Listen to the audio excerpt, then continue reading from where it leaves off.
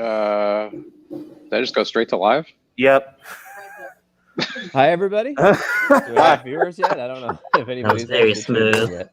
Yeah, well done. You can tell this. This is You why can tell we it's a need morning controls. broadcast. Hey guys. Well, we can tweet out the "We Are Live" message now, I suppose.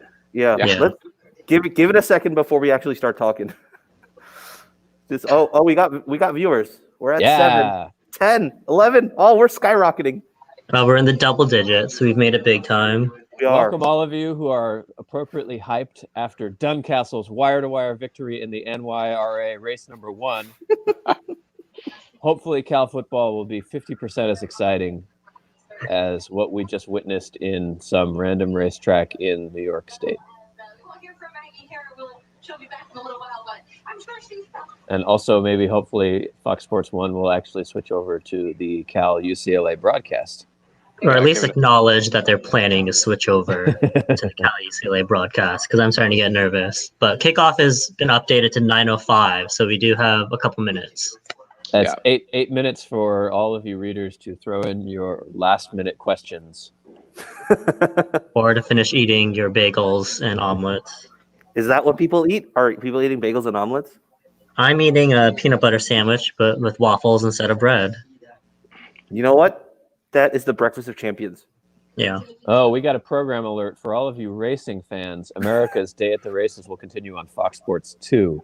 You are wasting your time on Fox Sports 1 right now. Yeah, So you guys race for California, we'll be switching to FS2. Well, that also means if you have Comcast, you don't have FS2. So Well, Comcast sucks, so that's what you get for using them. I am so sad. So for all of us joining, I'm Avinash. I'm the host of Right for Cal, or president. I don't know. They gave me a title. Our fearless leader. Fearless leader stepping in. But the main guys you should be paying attention to today: Rob Wong, Leland, Nick, our writers, our editors, our main men. And yeah, we have a Cal season at 9 a.m. on a Sunday, which is apropos. So I hope you're all excited, because I'm very sleepy. I'm doing this from my bed, and I don't really. Sexy. I know. Just a note: if you're watching on Periscope, I recommend you to switch over to our YouTube channel and watch it from there. It's way easier to maintain and to watch along. Oh, we have our first question. I mean, New York is garbage, so New York's finest is just fancy garbage. So of course it's gonna lose. Next question. Yeah. So if you guys have any questions, drop them in the chat. We'll be talking. We'll be spitballing. We might actually do some play-by-play if it gets exciting, which it probably will. So yeah, season's here. Should I try to take formation notes throughout the broadcast? Yeah, I want to see the process that goes into the Nick Monday articles. Actually, I need to figure out if I can record this. I think it just sits on my Hulu to be rewatched whenever I want for a certain period of time. But my process is to not try to do any real analysis while watching the game, because my brain's too broken. It's predictions time. What are we predicting, guys? I tweeted out yesterday that this is the stupidest year ever to try to make predictions, because this year is just completely different from any other. But at the same time, the Pac-12 has actually gone completely to form for the most part. If you told me every single winner ahead of time of every game that's happened in the Pac-12 so far, I would have shrugged and said, yeah, that makes sense. So, if we were to look at this game preseason and throw out all the COVID insanity, Cal would be that's the team that makes sense to win this game. So I don't really see any reason not to predict a Cal win based on everything else we've seen this season. Yeah, I put this in one of the preview posts. I think it'll be tough for Cal without our nose guards, which has been confirmed that Maldonado and McKenzie will be out. But I think overall on such short notice, the fact that this team has prepared for a pretty similar UCLA squad and has footage on them from last week, whereas UCLA has no idea what to expect on us from offense, has to favor Cal. Speaking of folks who are sitting out, has anybody heard anything about whether or not UCLA is missing anybody? Oh, we can check. Let me check that for you. There hasn't been anything confirmed, I don't think. They might be the types to secretly hide that kind of information. Who knows? That's a Well, pretty they Chip all- Kelly thing. They also announced, was it yesterday, on their athletics department announced that they didn't have any positive tests over like the last week and a half out of their antigen testing and PCR testing. Mm. So if they're missing anybody, it would be normal football injuries. Yeah. It looks like we got Brady Quinn looking dapper on our broadcast. We got another question. Are y'all seeing horse racing on FS1, or is my area too country? I'm assuming that question was from 2 minutes ago. That was, yeah. They've switched over now. Yeah, we'll be. I think UCLA. I'm looking at their reporters. It seems like they're good to go. I don't think there's any significant injuries. And okay. Yeah, I think. So just going on along with the prediction stuff, I think the biggest thing I would be worried about is just the quick turnaround time. Cal has not prepared for UCLA. They weren't prepared to play UCLA. They were planning to play, a totally different team, totally different scheme. The defense is definitely not the same as last year, which means they're going to have a lot more. They're going to have to adjust a lot more and try to get their players in the right place against this UCLA offense, which is going to stretch them and move them place to place. The good news is this is the last team they played in the Pac-12, so they're going to be pretty familiar with them. The bad news is it's Sunday morning on 9 a.m. and this team hasn't practiced together for almost a week, so who knows what's going to happen. Yeah, which team do we think is helped out by the possibility of chaos? Probably UCLA. We're not really. I don't think Wilcox thrives under chaos. He's more of a try to bring order to the universe type of guy. Well, yeah, we I cannot.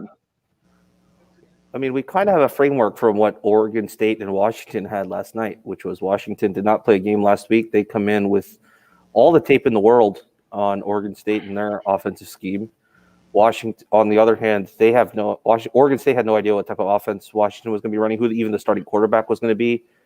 And that game came down to the wire. Like, that was a super close game. I was not expecting that. And Washington looked not normal. And I guess, they're replacing a bunch of guys too, so there is that aspect of it. But man, they did not look sharp at all. One thing I'll say about that game is, my goodness, the quarterback play was on both sides. Like, Washington's was, we're not going to even try to do anything other than 5-yard routes. Oregon State couldn't even do the 5-yard routes. So I don't know if I'd try to take too much away from that game other than to say that it might be ugly. I'm just glad we have a returning quarterback. My goodness. We have some more questions here. I don't know who that is though. I don't know what team fan he is. I presume it's a UCLA fan. Hey, Bruin. But then why would they say UCLA in the second sentence and not us? Yeah, if you can't beat us, then why even play the season? I don't. Okay, so it could be a Oregon State fan. It could be an Oregon fan. Could be a Stanford fan. Or Washington. A Stanford or Washington Just fan? Twist trolling us. That's my money. I actually think this person does raise a important point, which is that I was looking forward in a way to this season because of the lack of stakes, so that I wouldn't have to worry too much. And then suddenly, bam, we're playing UCLA. Rob's dream is happening of Tommy Kristiakos kicking off. Wait, what? Wait a second. So we're kicking off now, and we have Kristiakos? We have won the toss. We have won the toss, and we have deferred. Which is a classic Wilcox move. I like it. He kicked it through the end zone. Yeah, this is Rob's dream coming true. We're halfway there. So we already have evidence that the preseason depth chart was a complete and total lie. Because I don't believe Christiakos was even listed on any of the specialist position depth charts. No, but to be fair, if Longhetto kicks the field goals, he is still supposed to be listed as place kicker number 1. Yes, that's fair. So, all right. Let's go, baby. All right, we got football. And we got 40 people watching. DTR looks confused and takes a sack on the first play of the game. All right. That was only with a 3-man rush. Who got him? Was that Brad? See, was it 90? It's Brad or Tevis, I think. I think it was Zionde. I am a full play behind you guys. What you are going to deal with is all of us are listening to each other and not the broadcast, and so we aren't going to hear the announcers tell us any information. Well, the official stats attribute the sack to Zionde. 2nd and 5. Scott takes him down. Am I in on the play? Am I the only one that noticed Brett Johnson absolutely pushing that center back to God knows where on that play? Nice. Yeah, you're going to see that a lot this year. All right, 3rd and 8. 3rd down. Oh, man. This is... All right, I'm significantly ahead of y'all, so I'm just not going to say anything. We send 4. DTR threw it like... to nobody. Woohoo! And it's a 3 and out. So far, this is matching Nick and Chris H's offensive previews and expectations for TR. Yeah, Chigozie starts out in the corner slot, and yeah, it's an easy coverage for him. Were we in nickel there? We started nickel, didn't we? That would make sense against Kelly's offense. Things are going to happen on the TV. And it's a block. What? What just happened? Talk to They're me. attributing that to Cam Good. Yeah. Yeah, a block punt. So Cal has in the red zone.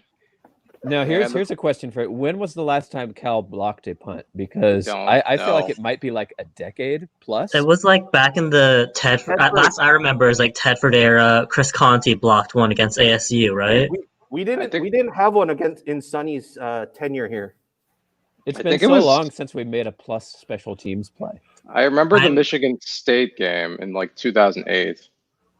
So that was Woodson with the blocked punt. Yeah, Craig Woodson. Craig Woodson had a nice first drive. We have an interesting stat. The 2 teams that did not play in week 1 both had block punts in the first drive of their first game of the season. We can only strive to be as entertaining as that Oregon State Washington blocked punt. That's Craig Woodson, baby. That's Craig Woodson with the block punt. And we come out with 3 wide receivers. Yes. Craig Woodson. Let's go.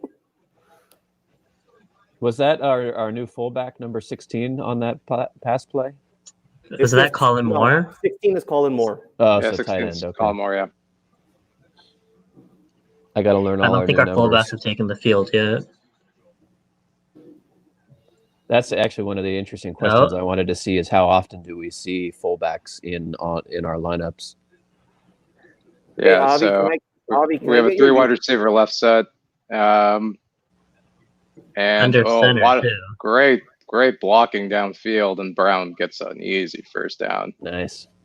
Hey, Avi, can I get your YouTube TV info? Because my FS1 login is ridiculously slow. Like I'm like a full play and a half behind you guys. Yeah, I'll do it during the break. Yes. After we score this touchdown. Yeah, yes. 1st and 10, still staying in the 3 wide receivers set. Good penetration by UCLA this time.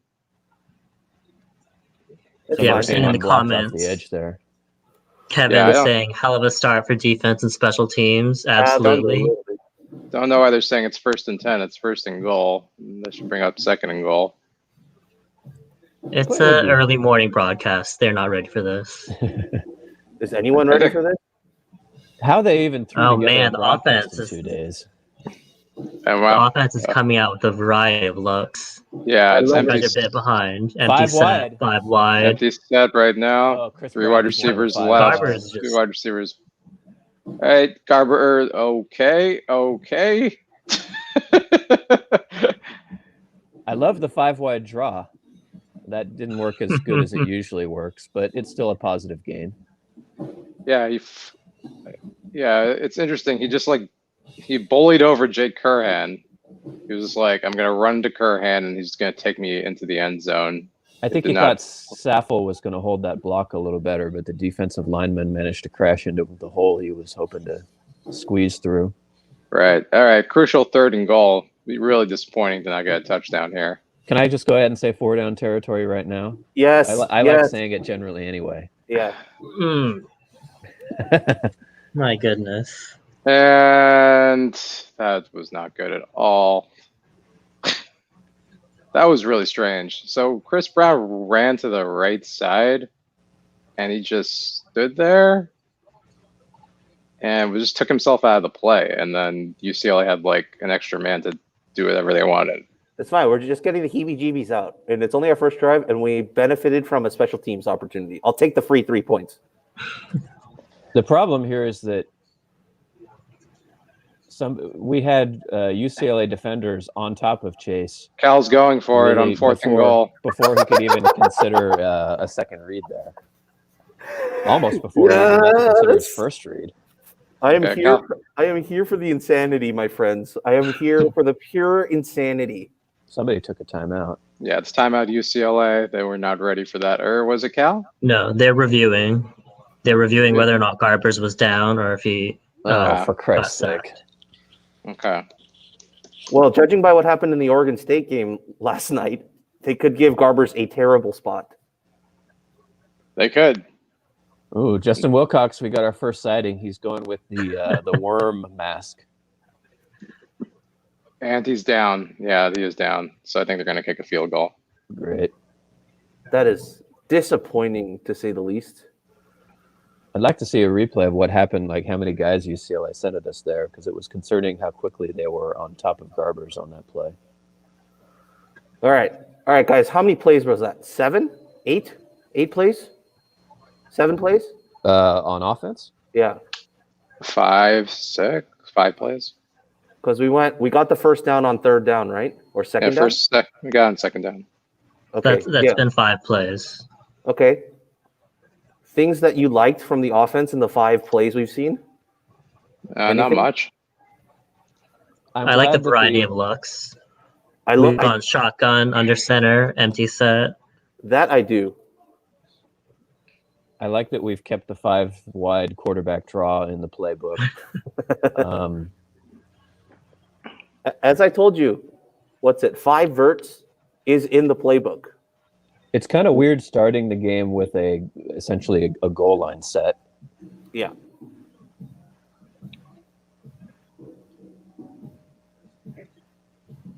And it's 3-0 California. Can you tell me who kicked it? Was it Longhetto or was it Christiakos? It was I'm Longhetto. sorry to break your heart. Yeah, damn it. Don't worry. When we're up 50-0 later in the game, we can start bringing in our backup field goal kicker. Okay. Yeah, so I guess first observations, both offensive lines look pretty overwhelmed, which makes sense. They were probably preparing for very different defenses, and now they're just like trying to make it up as they go. Good pressure by UCLA, like at the end of that drive, to kind of stall it. And yeah, I mean, we still haven't seen much about Garbers like opening it up, so it's hard to tell getting observations at this point. We basically were spotted 3 free points. I would really love it if special teams would make impact plays more often. It's been one of the things that it feels like a Wilcox team would really benefit from that they have not had. So we'll see if this is just a fluke of one-off play or not.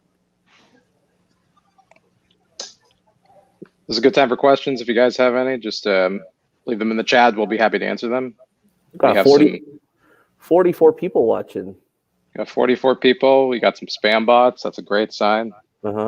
Once again, if you're watching on Twitter or Periscope, I highly recommend you switch over to our YouTube channel. It's much easier to watch us there. Just have us on a computer on the side, and you can talk to us that way. That's what I recommend. Or if you're on your phone and you're hiking in the wilderness, that might also be the best place to be. This is true. As you see me outside in a hallway as I'm streaming from my laptop. You can watch the game on Fox Sports 1, and I don't really know any other way to watch it. Not legally, at least. Yes. I don't know what channel it's on overseas. That's what I'll say. Maybe it's on Pac-12 Network International. If you are overseas, I highly recommend checking out the Pac-12 Network YouTube channel. Sometimes they do live stream games on there. I'd love to go back and see what guys were wide on that 5 wide play.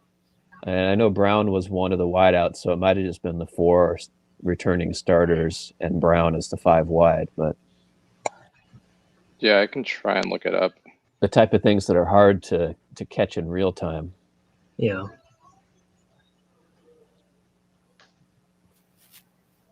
Woo. Exciting times, friends. Exciting times. So receivers were 11, 85, 80, 17, and 4. So Remigio, Polk, and Clark, Tonjes. and Trayvon Clark, I think. Not Crawford. 85 is Tonjes.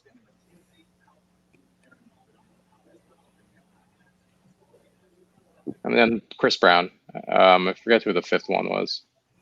Or I didn't see him. Did you say one of them was number 11? Yeah, that's Crawford. Okay, so Crawford was in. Good. Yeah, so no surprises.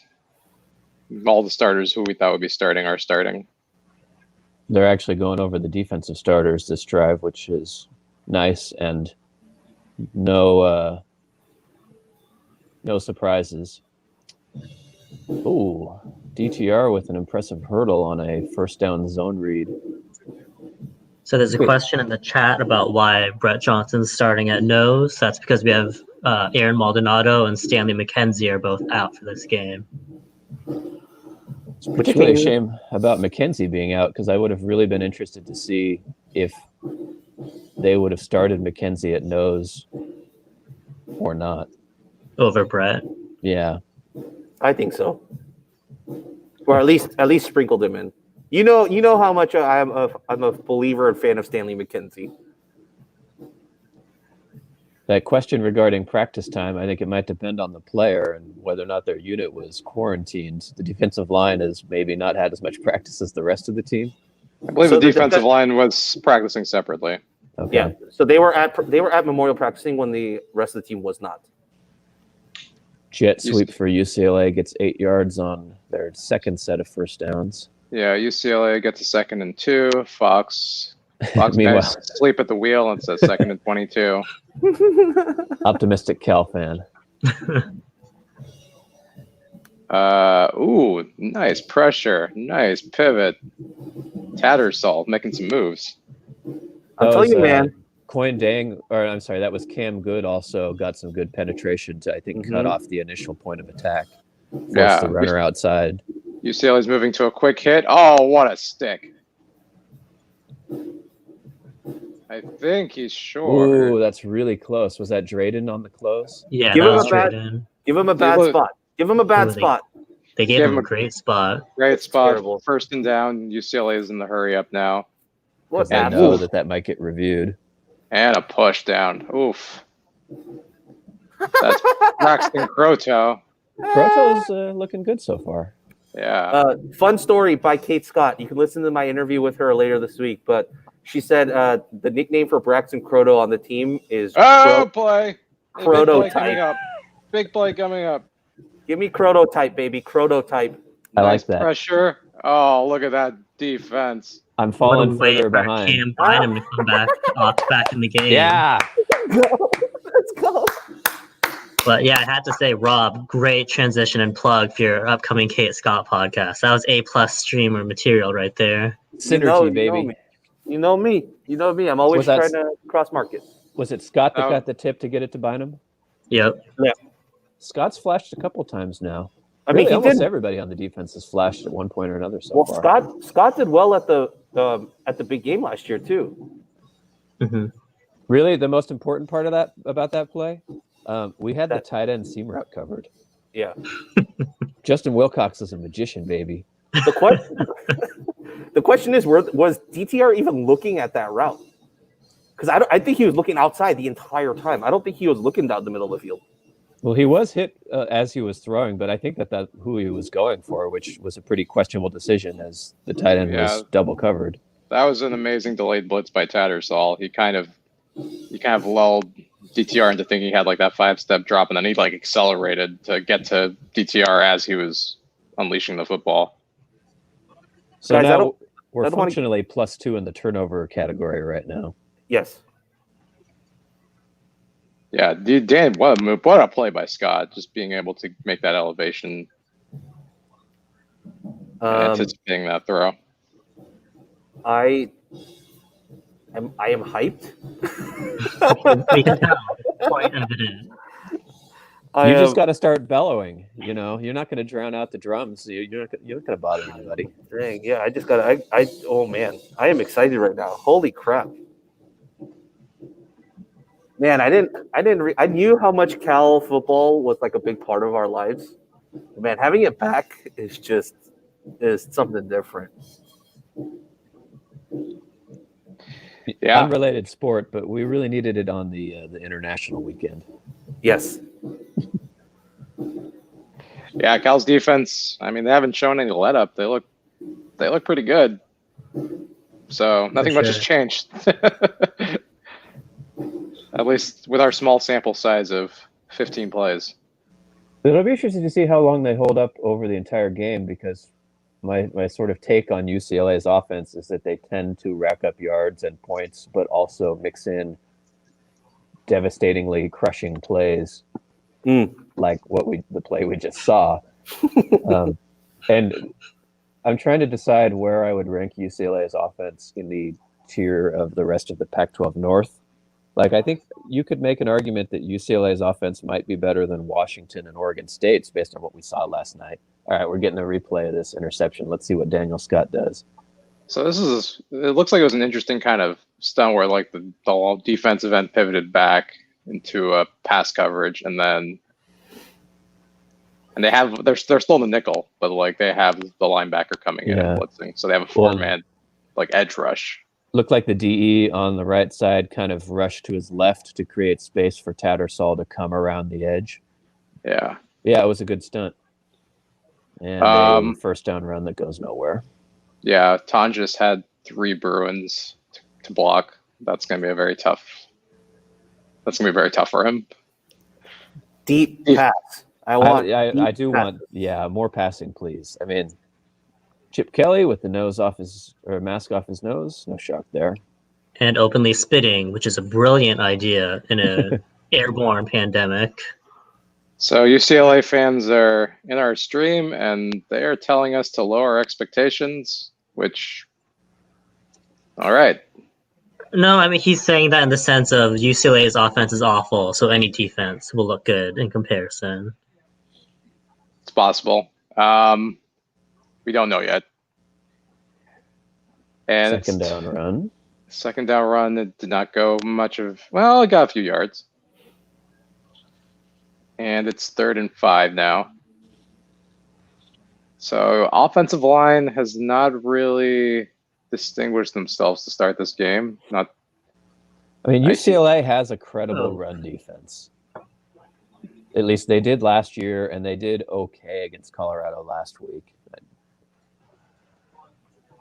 And fine Cal goes play 3 and call, out. fine decision, but an iffy throw from Garbers, and Crawford didn't help him out by making a slightly tougher than it should have been catch.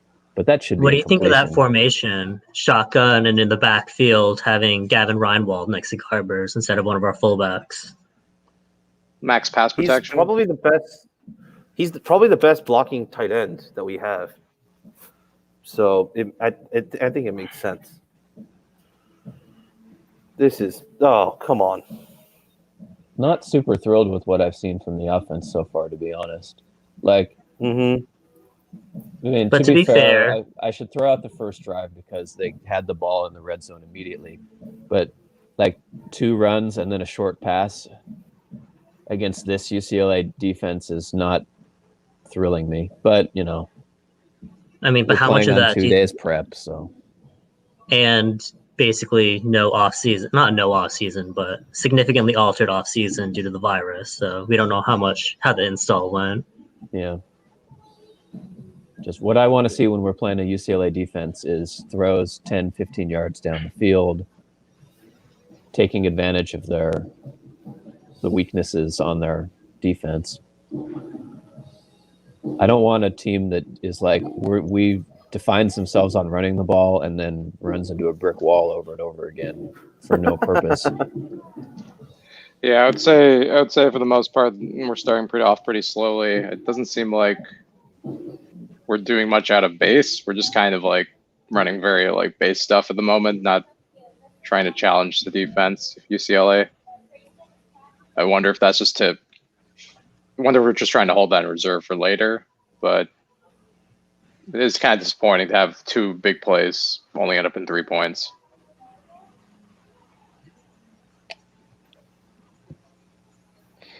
I assume this is a anthropological question. It's a biological question. Biology here. It is. I believe that is true. I can't confirm the validity of it, but I believe it's true. How does castration impact virological immunity? Apparently a lot, since golden bears are extinct. This is going to be a very interesting game to rewatch, which I will do tonight before I record my podcast with Andy. Yeah, so any questions we have here? Got nothing so far. But Okay. once again, if you're here joining us and you're watching on Periscope or elsewhere, hop over to the YouTube. I think it's easier for people to follow. And if you're on the YouTubes, make sure to hit that subscribe button down below. Smash that like, as the kids say these days. Well, this schedule just looks painful. 5:45 a.m. wake up call.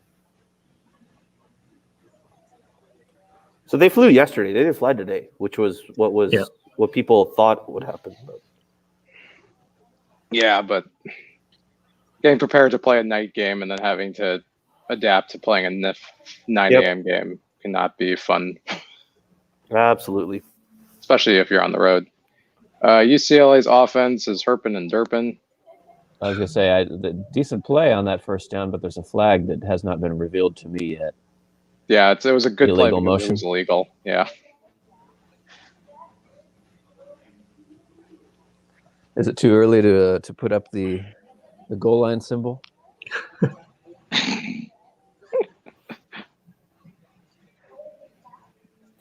Man. Wilcox's neck thing is like he's riding a fine line between nose coverage and entire face coverage. I mean, he's wearing the mask probably the best of all the coaches I've seen. Like Chip is like it's hanging on its head. It's like why bother? Yeah. It's like it's just so out there that it's like not even hanging on properly. I approve. I'm all right with the gator. I'm not thrilled about it. I wish he wore a mask, but Brett nice Johnson defensive line coverage. Noticeably getting more push out of the nose guard position than he did last year, which is not surprising, but nice improvisation by DTR on that. Yeah, Was in no man's land and just managed to get positive yards. Yeah, well, he faked the run and then he took that step back and then just tossed it over the top. We'll see if they can convert a third down though. Was that going to be like 3rd and 4, 3rd and 3? 3rd and 3. 3rd and 3, yeah.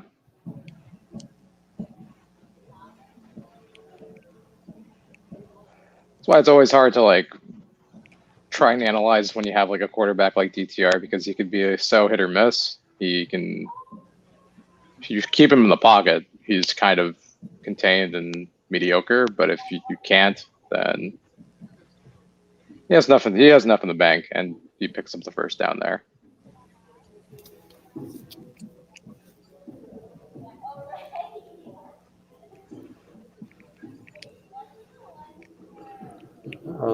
I'm gonna drop out for a bit, but before I leave, I updated the score for you boys. All right. So make sure Okay. to do that in the banner section. But I will be back in about an hour and a half. Hold down the fort until then. There we go.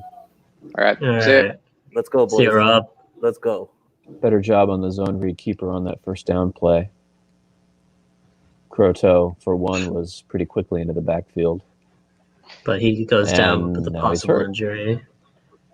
Yeah, Courteau's down with an injury. Yeah, it's a good point. One of our commenters said limited reps, they'll stay simple, try and make as few mistakes as possible. That's actually a good point, that not having a lot of time to prepare for UCLA will probably keep Cal from getting too fancy. What they're going to do, at least for the first half, they might open it up in the second half once they have a better sense as to who they're playing, and what the strengths are of UCLA. And I don't think Cal thinks they're like overly favored, but I don't think they think UCLA will run away with it if they keep things on the simpler side.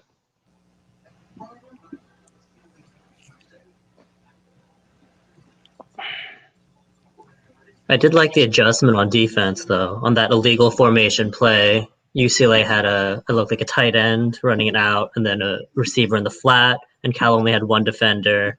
And then later on, they had that play where Cal adjusted and had two defenders in that area. So at least it was covered better, even though UCLA has still been able to move the ball. Yeah, that first play, if there was no penalty, and if DTR had made a throw that let the receiver run with the ball, that could have been a big play.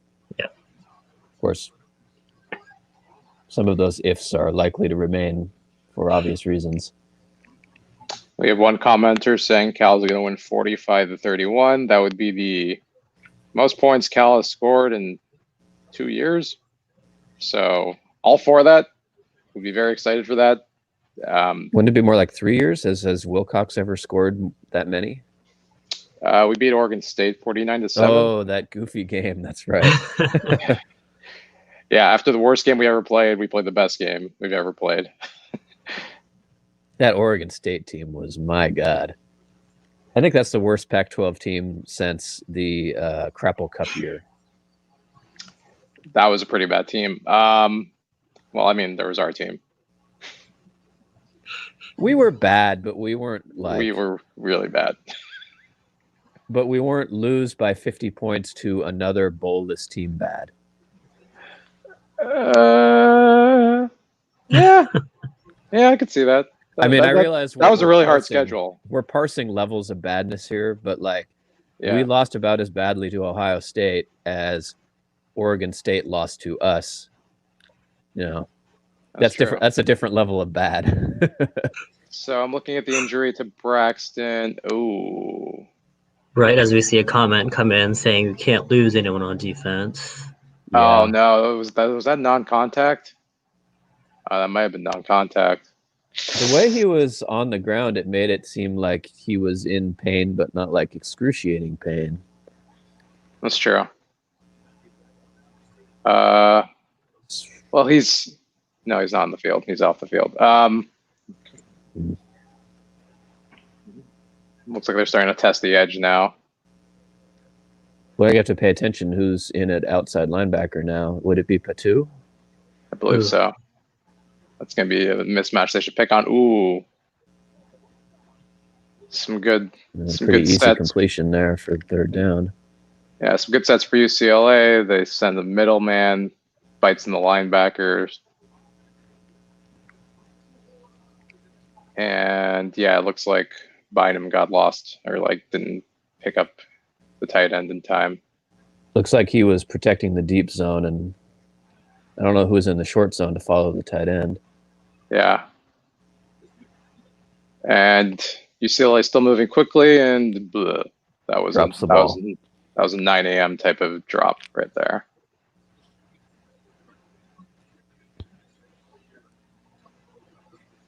Yeah, Charlie, yeah, you're right. When the Arizona game, that went to double overtime though, so I don't really count that as much. But yeah, it was a 45-44 loss. Oh, we're so close to 46 points. Indeed. So close. Oh, that was a bad missed tackle. Oh man, That escalated quickly. that's a 30-yard swing right Yeah. there. Yeah, that was pretty bad.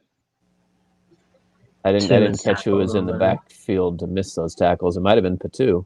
That was Dang good. was the Good, second missed the first one. Was it Dang? It was number I think 8. so, yeah. Yeah, Not the guys you would expect to be missing tackles. Oof. Yeah, some sloppiness, more sloppiness on that drive. Just not like a lot of players like missing angles. Like they're just. This is the problem when you play like a guy like Yeah. DTR. That he's very elusive. So if you're not like disciplined, you're gonna kind of. He turns body tackles into arm tackles, and then we are missing the arm tackles. Right. I mean, this is. Well.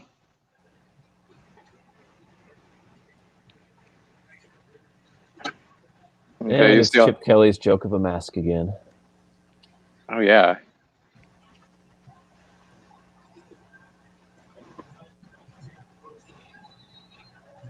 Can we come up with a third turnover to try to end this drive? That would be nice.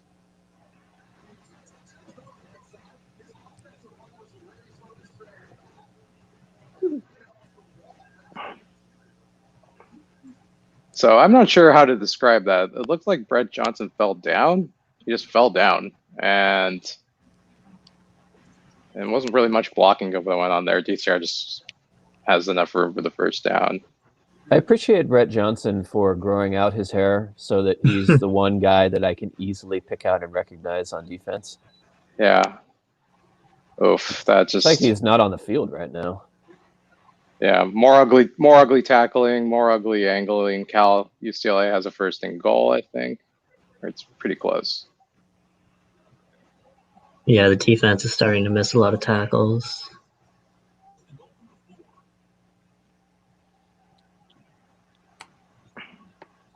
And right up the gut. It's going to be second and goal at the 1. This is when we start immediately ruining our failure to take advantage of the interception and the blocked punt. Yeah, I mean, Yeah, there was. Oh, whoa. Nice stick. Cam Good blew up Cam Good on that second down zone read attempt.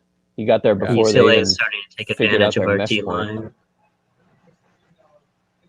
Yeah, so we get third and goal. This is a big one. Yeah, Here. low key big play. Looks like we have Nisich on the field on D line. That's interesting. There's a name that you didn't really hear as likely to get playing time. I don't know if that's like a specific goal line package or what. I'm guessing it's just depth. Yeah. And okay, that was great defense. Yeah, that was well defended. There was not like, I mean, there was like a play made, but yeah, that was good coverage by Dang, forced him into the corner, and then good coverage by Hicks on the back line to kind of break that up. Was that That's Hicks? at least like the second missed tackle by Deng or so. Are we missing having Evan Weaver on the inside of Weaver the would make that tackle on DTR either, though. Yeah, that's a tough one. I think Weaver is that we're definitely missing Weaver. I mean, he would definitely be pitching up a bunch of these holes. But are they reviewing something here? I think are they reviewing if he stepped out of bounds? This is like deja vu if that's the case after our goal line sequence. Yeah, no review. That was strange. So Cal has 5 up front, 5-3. Come on, Bears. No, touchdown UCLA. Yeah, that's just too much pressure to put on your defense to have DTR with 4 opportunities like the 3-yard line. So good read. Brett Johnson bit. Bynum tried to make the tackle, but not in time. And whoever UCLA's, I don't know if that's a tight end or their right tackle, sealed Cam Good off the play. Yeah, it was a pretty good, effective offense by UCLA there. And it is a 7-3 Bruins lead. Ideas on why Cal keeps biting on DTR keep. Yeah, I think that's just like kind of a discipline thing. I mean, like the guys who normally be defending that are no longer here, and forcing Brett into those reads is something he's going to have to get used to. He's just, especially if they're going to like most of our defensive line is like new, I think, and most of our linebackers, like there's a lot of new guys, new faces. So definitely, I think Chip is trying to target like those new faces with that read option. Like you saw, Brett got pulled into one. One of our outside linebackers got pulled into one, and yeah, they're just going to try and take advantage of those mismatches. Yeah, we're gonna try to. The thing is, we're like in stream. We're not all stream aligned, so it's gonna be tough to like be able to get all the answers without spoiling for everyone. Yeah. Hey. Well, it's still early. Nam sent that out and said in the tweet that it was unfair, but it also, I think, makes all of us laugh. So. Do you know how to update the score banner? I'm trying to. I think I might have to just create a new one. We could just remove it. I don't think Yeah. anyone's watching our faces over the TV. What? Just watch the banner?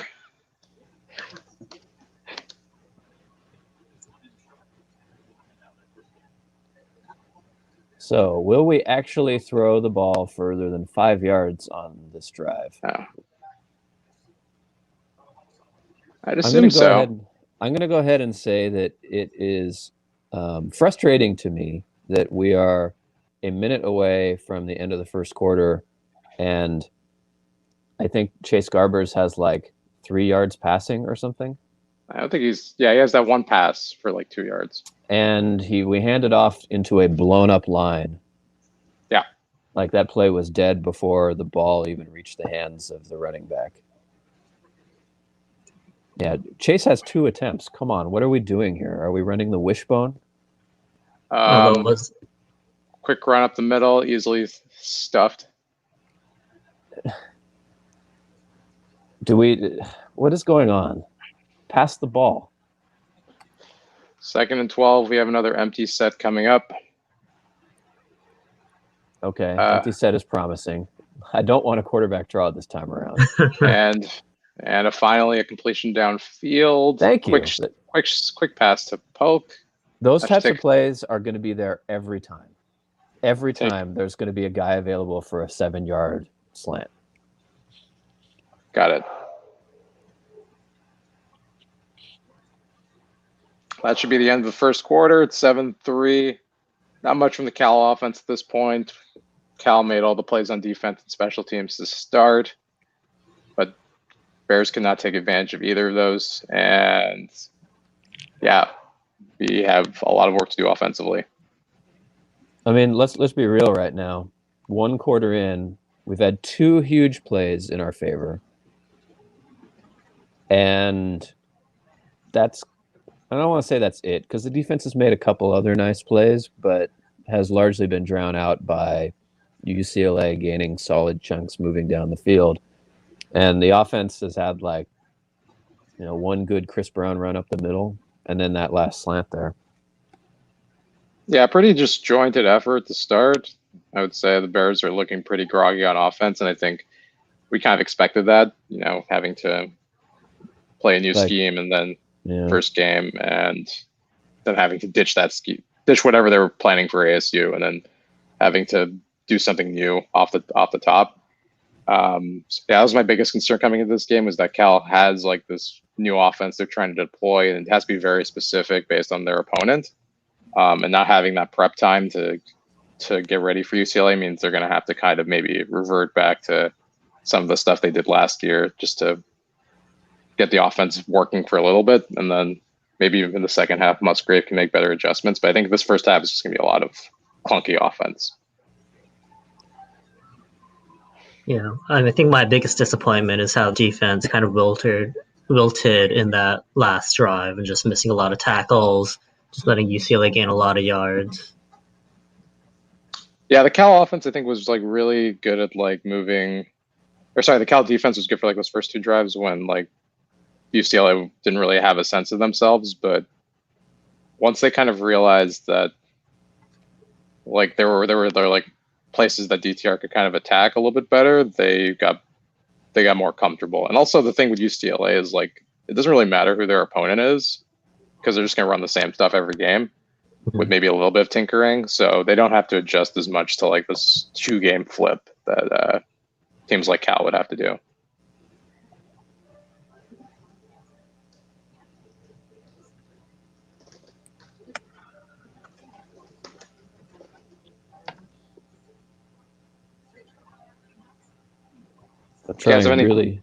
Sorry, go ahead, Avi. Yeah, if you guys have any questions, we know we have most viewers we've ever had. Just leave them in the chat. We will answer them as they come along. Shardle, I'm not sure which game you're watching, but it is not UCLA has scored, so don't think we can make it 10-0.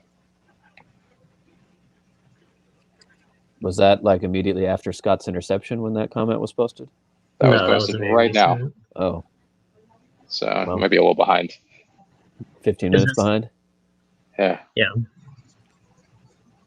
Can we still make jokes about how we need to just stop counting scoring and just count legal points and say Cal won? Is that joke still funny in 2020? I think we have to take the lead. We had the lead at one point. We should have made that joke when we kicked the field goal. Just been like, we've done enough.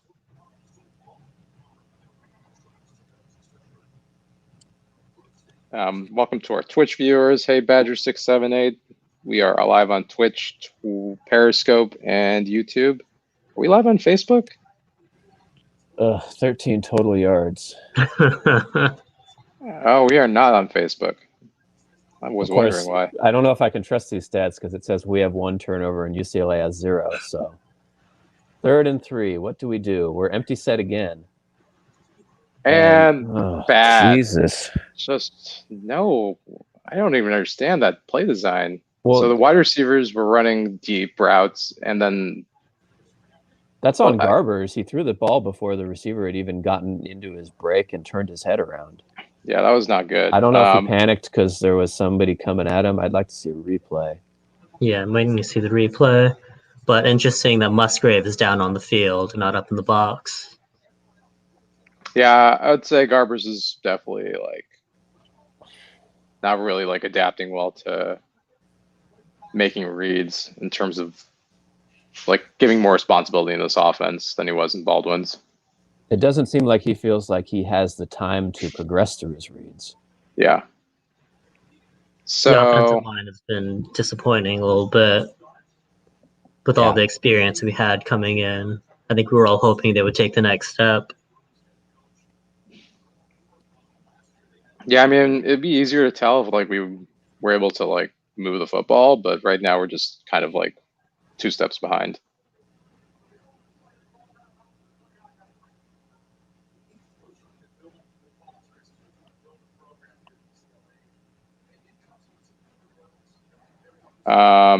Yeah.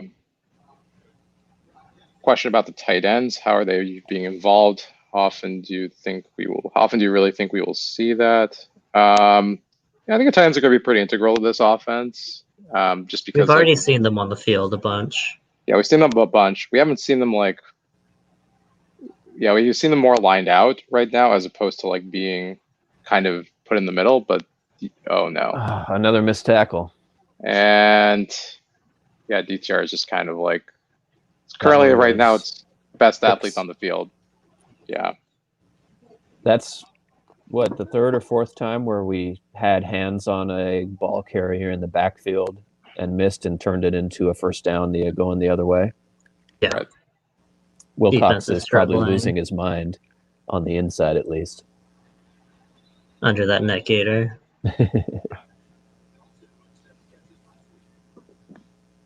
Nice it tackle possible? from Chigozie there on the slant. Yeah, that was pretty good D. Yeah, UCLA was blocking pretty well actually to start. They've kind of pushed Cal out of position in a lot of places. Another first down for UCLA midfield. Is it possible the first half offensive scheme is about luring UCLA into a false sense of security? We got to hang our hat on something. Sydney knows. That's He how it knows how goes. we operate. I mean, Chase didn't usually play well on offense until we fell behind. So maybe it's all about that rope-a-dope again. But I was I don't really know. hoping that we wouldn't carry over with our new offensive coordinator the only score as many points as we absolutely have to offense. Yeah, I mean, right now at this point, yeah, UCLA looks the fresher team after the block punt and Very abrupt change. They came out looking very sloppy.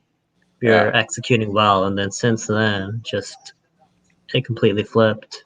And I'm not absolutely hating what we're doing on defense. Like, we have guys in position and they're not making tackles, and that's a bummer. But, it's not like we have guys, we're not getting bowled over by their line. We're not having guys running rampant through the secondary. It's probably a matter of time before we start making some of those tackles, getting some stops. And it's a lot of execution. It's a lot of execution on the tackles. But my concern on defense is that they are able to run up the gut pretty effectively since we don't have a true nose, and since they haven't. We don't know what exactly their training has been like for the 2 weeks. We know they've been practicing, but we don't know if they took some time off to quarantine or what. So now we got a 3rd and 8. Let's see if we can get off the field here. This is also 2-down territory for UCLA. Yeah, good stuffs by Johnson on 2nd down too to point that out. Oh boy, UCLA found a hole in the zone. And we dropped a lot of guys in coverage too, and they still got that. So that's disappointing. I want to say that that's probably on the linebackers. So watching the replay, it looks like 54 Tattersall just was way too shallow. It's hard to tell in those plays. Nice break up in the end zone. Better. Was that the linebackers giving up the tight end too early, or the safeties dropping too deep? And that's a question for the defensive coordinator to answer.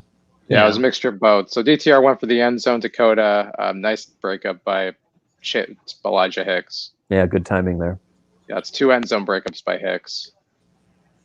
So he's suggested well into the safety role for sure. Oh. And then what was that? Was that a play? Well, I don't know what just happened. If that is a play, we should decline whatever that penalty is. That's a 5-yard loss. I like that DTR just fell over. That's great reaction for him to get the ball, though. Well, you're right. That was an incredible catch. That's one hand. Look at that. That could have been much worse. They can turn this into a trick play somehow. And then he saw Woodson, and he's like, I'm just going to sit down here. I don't want any part of this. Yeah, was this an illegal snap? I don't understand what the penalty was. Illegal motion because the quarterback was moving at the snap. Right. Is this so? What's the call? Did we accept the penalty? Because I'd rather have 3rd and 14 than 2nd and 15. That's a good point. Yeah, why are we accepting the penalty? It might not have been a live play. I don't know. No, illegal motion. I think you can. Oh well, I guess not.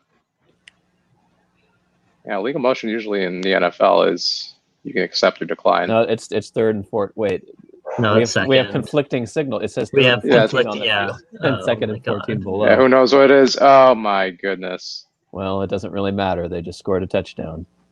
Yeah, and that was just poor defense. I don't understand what Cal was doing. They had 3 men on that side to defend a 4 or 5 man block.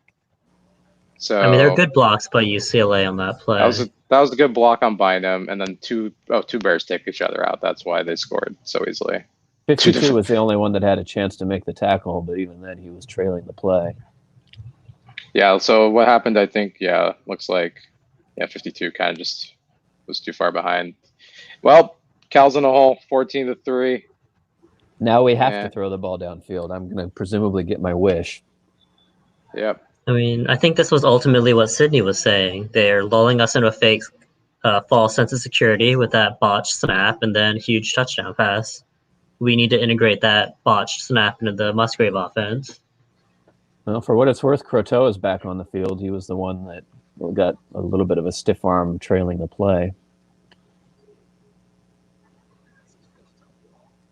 We might have Peter joining in just a sec. Give me 1 second.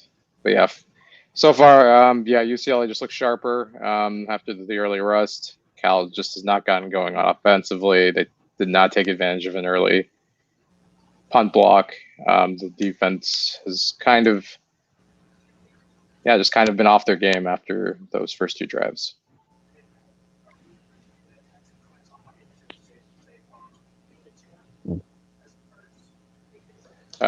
Questions? Do we have any questions right now? My question is whether or not we can protect Garbers now that we're going to have to actually run pass plays that go downfield more than 5 yards. Nice segue. Coming into the game, I would have hoped we had the offensive line development, but watching this game, they aren't where we hoped they would have been. UCLA wasn't really a team that rushed the quarterback with a ton of success last year or against Colorado in their season opener. And there's no like change to their lineup from last year that would indicate that they should be better at it this year than last. So yeah, we really should be able to protect Garbers, but should is, I guess, going to be in some heavy quotation marks. Maybe the line just hasn't picked up whatever the new blocking schemes are under Musgrave. Who knows? Yeah, Sydney, you and I are on the same page. Twinsies, as always. Yeah, the Bears just I'm very perplexed with like what they're doing offensively. It just doesn't seem like there's a lot of rhythm to the offense they're trying to run, and they haven't really tested UCLA defensively. This UCLA defense isn't like great. They're not bad, but they should be exploitable. I'm going to go ahead and say they're bad. I feel comfortable saying that. I mean, we're talking about a team that had to take in 2 grad transfers in the secondary from bad defenses just to shore up their own weakness. Yeah. Robin's unfortunately busy with activities. He'll be back later, so hopefully Cal can hold on until then. But you made it sound so shady the way you said he's busy with activities. it happens, man. You don't know what's going on in this world.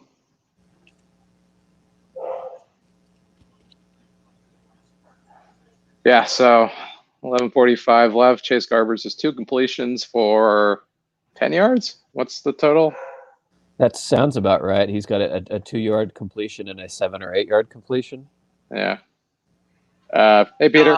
Hey there. Hey, Right Peter. on time. You're going to shake things up. Yep. Okay, play action. Oh, you're well ahead of me.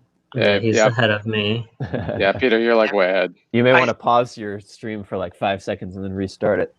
I literally just paid for Hulu Live TV just for this month, so. Yeah, I've got the same, but I guess I'm just behind you. Yes, I have the superior DMV area stream. So yeah, Garbers. The fact that we called a designed rollout on first down makes me more concerned about our ability to protect the quarterback. Yeah. And Garbers again, like just not good throw. Like it just the way he threw it just sailed down. Or like that if you have 2 running backs to protect. That was a terror. That's another good question, is following how much we keep back to protect if we don't think the 5 linemen can handle it on their own. We've got 2 guys in the backfield here. Yeah. And they both stay in to protect initially. Uh-huh. Yeah.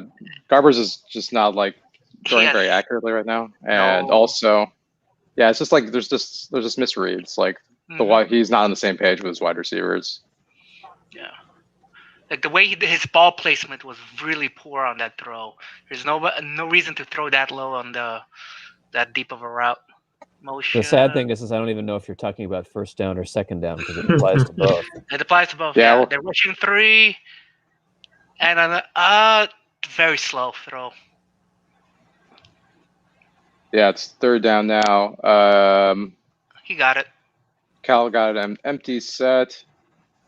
Garber's looking Better Oof. protection. He got better good. protection that time. there's a- Gets the first down. It was a 3 rushers only, so we had a 5-3 advantage on the line. Yeah. So this is what I'm talking about. Where now, so we ran 3 passing plays there. We 11. found guys open on second and third down for first downs.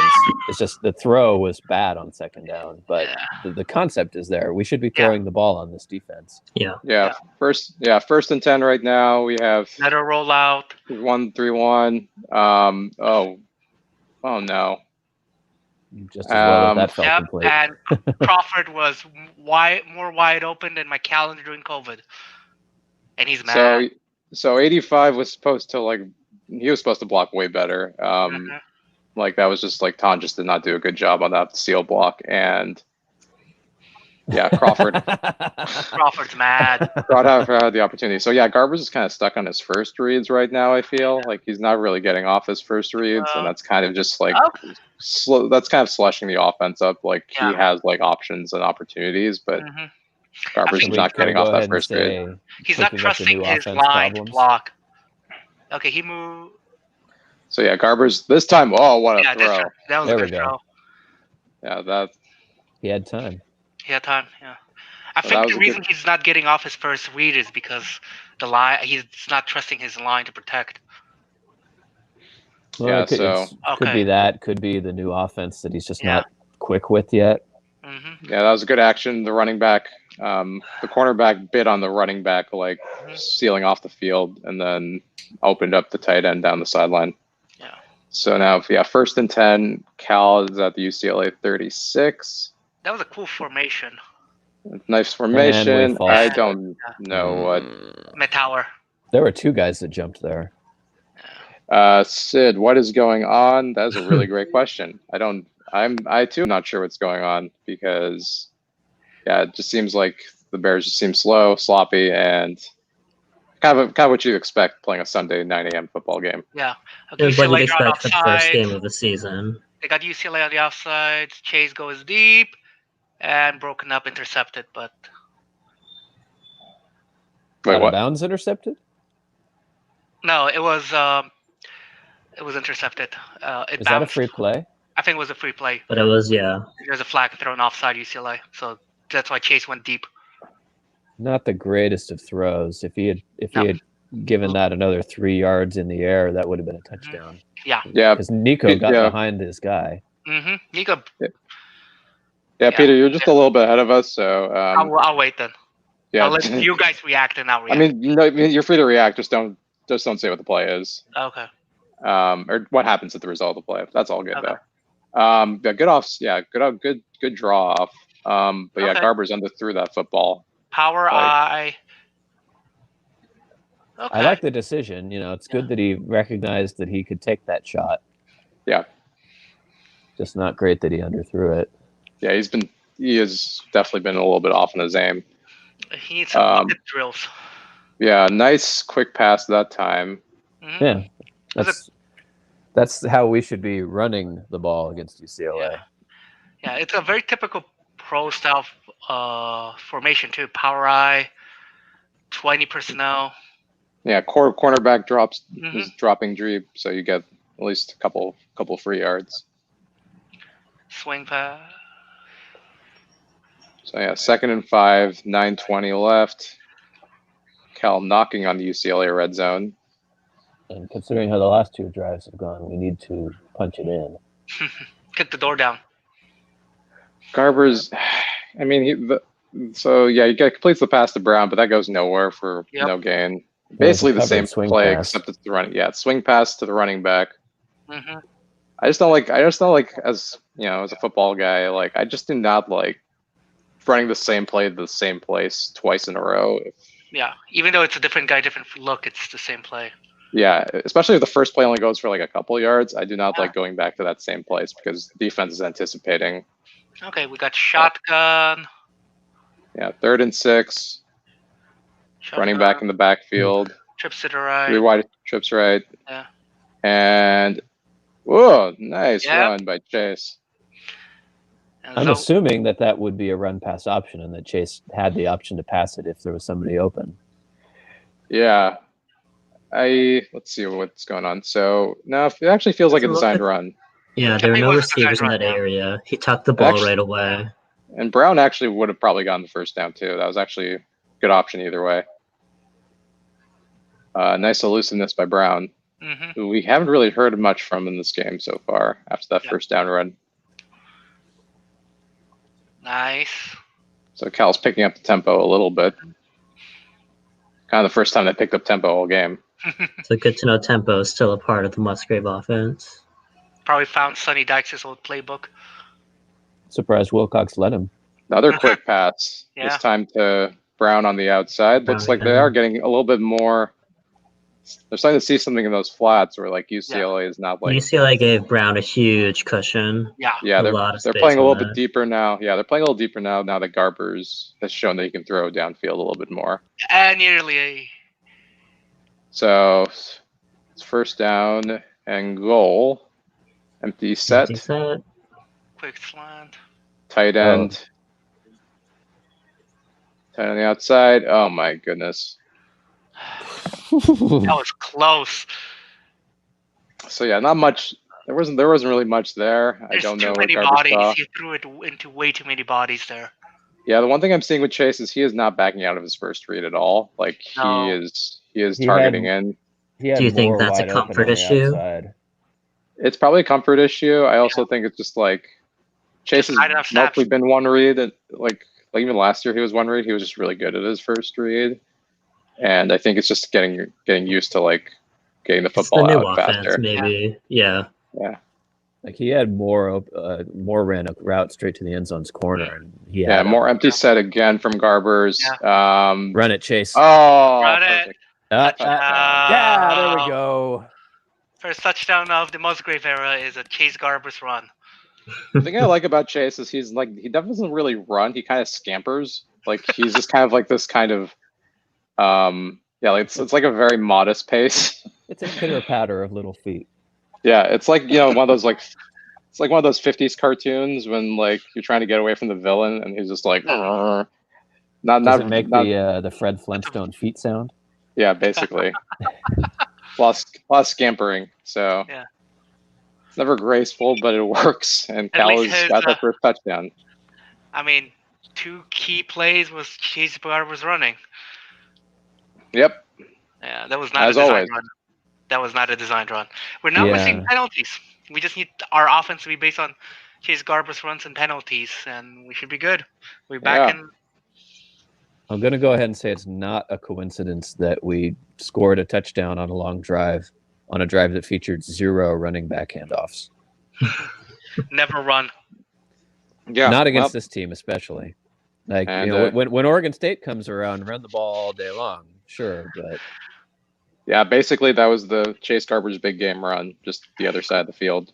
Yep. Kind of the same breakdowns too. Like the offensive line kind of missed some stuff on the one side, and then Garber saw a hole.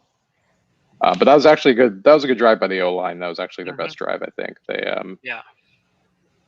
Also Garbers was getting the ball up a lot quicker, so they didn't have to do as much, which helped. But I definitely felt like Garbers wasn't pressured at all in that drive. I think they like having Chris Brown out because he is just bigger than any cornerback you see. Like he's throwing out there on the 5 wide sets, and they're just hoping Chris Brown make a move, get 5 yards on a swing pass. Yep. I think that was good. The one thing I liked was Cal, like they definitely tried to design more quick passes on that drive in terms of getting quick yards, easy yards to get Garbers in a rhythm. First couple of drives, they just tried to run straightforward, like downfield offense. Not downfield, but like quick passes, but getting like those quick hitches to the outside, like where it's like much easier to complete. Like I think Chase was more comfortable executing those. Mm-hmm. Things are gonna get better. We got reinforcements. Nice. Oh, nice. But some terrible news if you're following us on Twitter at Right for Cal. We have officially lost Twist and Hook. He says we're too far behind and we're just throwing him off. So let's all pour one out for Twist. Well, you know, I'm just glad he's watching. No, he's not. He bailed. He says we're too slow. Oh, he's watching on TV. He's watching on this thing called TV. I don't know if you Yeah. guys have heard of it, but apparently they move much faster because they're privileged. That happens. If they get the first dibs. On the One flip day we side, will though, for this Sydney- mystical thing called TV. Sydney appreciates our slow pace because he's even further behind us. I mean, if he really cared, he could just pause his TV for 15 seconds and then hit play again. But I don't think If that's he how his really TV works. cared, then Twist would sign up for the website too. So we know where his priorities lie. And So UCLA returning the kick. good return. Not great coverage. Yeah. Important tackle there, just to Mm-hmm. make it not too bad. Is Yeah, it Felton- Christakis kicking off? Is Christakis kicking off? Oh, He was on the first one. I didn't actually catch who kicked off on that last one. Wow, seriously, we're gonna get commercial kickoff then commercial. Hate you, Fox. Yeah, Felton doesn't really get enough credit for like being annoying. Just like one of the most annoying like playmakers. He's not like a game breaker, but between DTR and Felton, it does put a lot of pressure on any defense, regardless of their talent level. Personally, I give every UCLA player full credit for being annoying. who is the least annoying UCLA player? Drew Holiday. Who's Drew Holiday? He's a basketball player. Oh,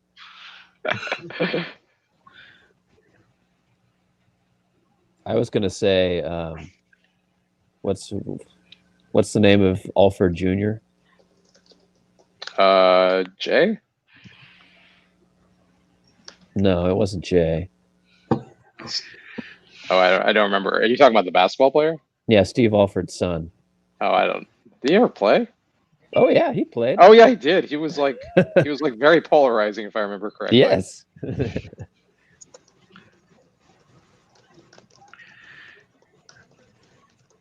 I actually found out yesterday that Jerry Rice's kid plays for Colorado. Yeah, I don't think he saw the field particularly. No, he caught the touchdown. Oh, did he? Yeah, that's why I saw a highlight. I was just like, Jerry Rice's son catches the touchdown. I was like, damn, that kid has a name.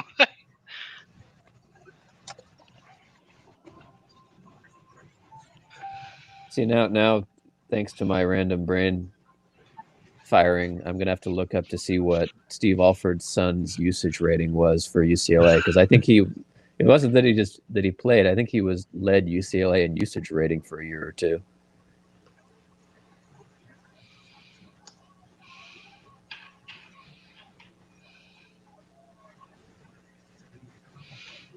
Oh, he coached UCLA. If you guys have any questions, just leave them in the chat. We will answer them.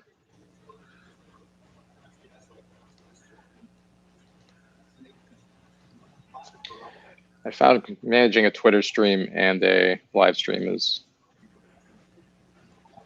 double the work. Deep analysis. No, I take it back. Bryce Alford did not lead UCLA in usage rating, but he was second on the team as a junior.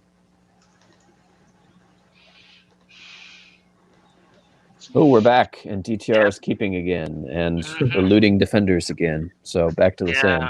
I don't think we have a. Nick Alfton needs to fix his jersey. Not Alfton, Tattersall. Yeah, Tattersall. Oh, wow. Jesus. Yeah, definitely having a lot of trouble there. 2nd and 2. Yeah, there's just. Yeah, offensive UCLA's offensive line has actually been pretty good. Like I'm actually surprised at how good they've been. They're also exploiting our. Now, seeing UCLA guys elude our defenders in space maybe isn't so shocking to me, but seeing them bowl us over is a little bit. That's not something I'm used to seeing from Cal's defense under Wilcox.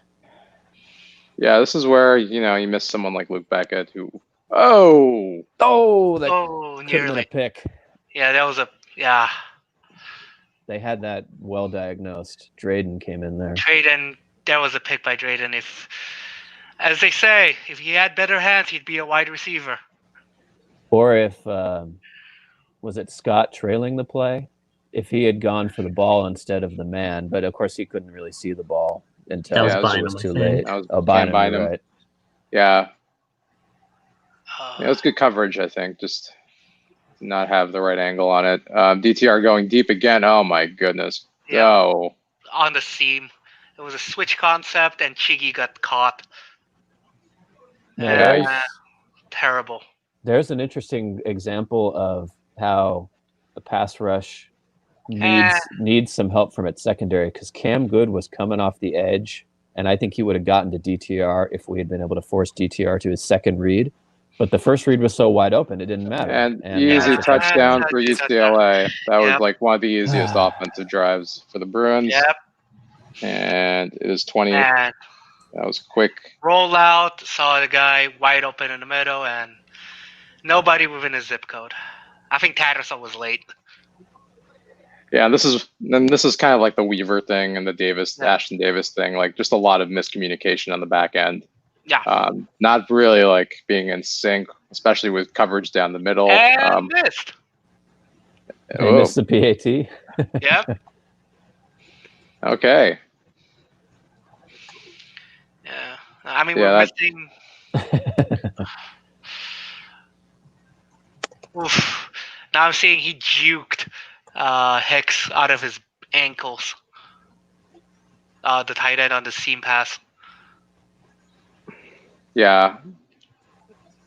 Yeah, not a lot to comment on. Just like this is where you can kind of see where Cal misses at Evan Weaver and Ashton Davis, Jalen Hawkins too. Just a lot of defensive miscommunications there, especially as UCLA gets good with one concept. It seems like a lot of the back end is overcompensating and then trying to make plays, either rushing too far to the line of scrimmage or trying to get DTR. Like on that last play, like on the touchdown, DTR had like 3 Bears like following him, which meant that like there had to be at least one player wide open on the backside. So yeah, this is like a lot of inexperience so far, but Cal on defense, and the offense, has to just pick it up. Yeah, I know. I mean, we're down 10. We've been down 10 before. Yes, Peter is definitely trying to hold it in. Yeah. Let me pause the stream for a little longer now. Okay. Yeah. Because I'm watching a Taco Bell commercial right now. Okay. The Allstate commercial is ending for me right now. But I'm at Taco Bell now. No, Nick and Avi are around the same. I'm slightly ahead, and Peter's further ahead of that. Yeah. A second or two difference doesn't mean a whole lot. Yeah, because I'm streaming from my. You'd be surprised. All right, got to score a touchdown now. Stop him, score a touchdown. Yeah, the usual. Well, what we really need is UCLA's offense will, like, I think I said it earlier in the game, I expected them to pick up yards and points. We just need them to also mix in the self-destruction plays. They've only really had one. They almost had one on that last drive. Yeah. That was real close for Drayden. Yeah. I mean, they've made plays. They're making like individual plays. It's just it's just not concentrated. Like the discipline is kind of all over the place, and to be frank, DTR has played really well. Yep. So he's made like a couple of plays that probably threw Cal's like defense off. And yeah, just you can tell the defensive line is just not like up to speed. Like they had like a few nice plays to start, and now they're just kind of trying to just make it through. Yeah. And now the touchdown replay, no one covered. No one. No one covered Coda. Tattersall had his eyes on DTR the whole time and lost to Coda. Well, it was really sad because you could see in real time as he realized his mistake. Yeah. Yeah. I mean, it's his first time starting. He played, 13 snaps last year? This is going to happen. Coin Deng has been really quiet. Yeah, very quiet game from Dang. I haven't really heard his name much.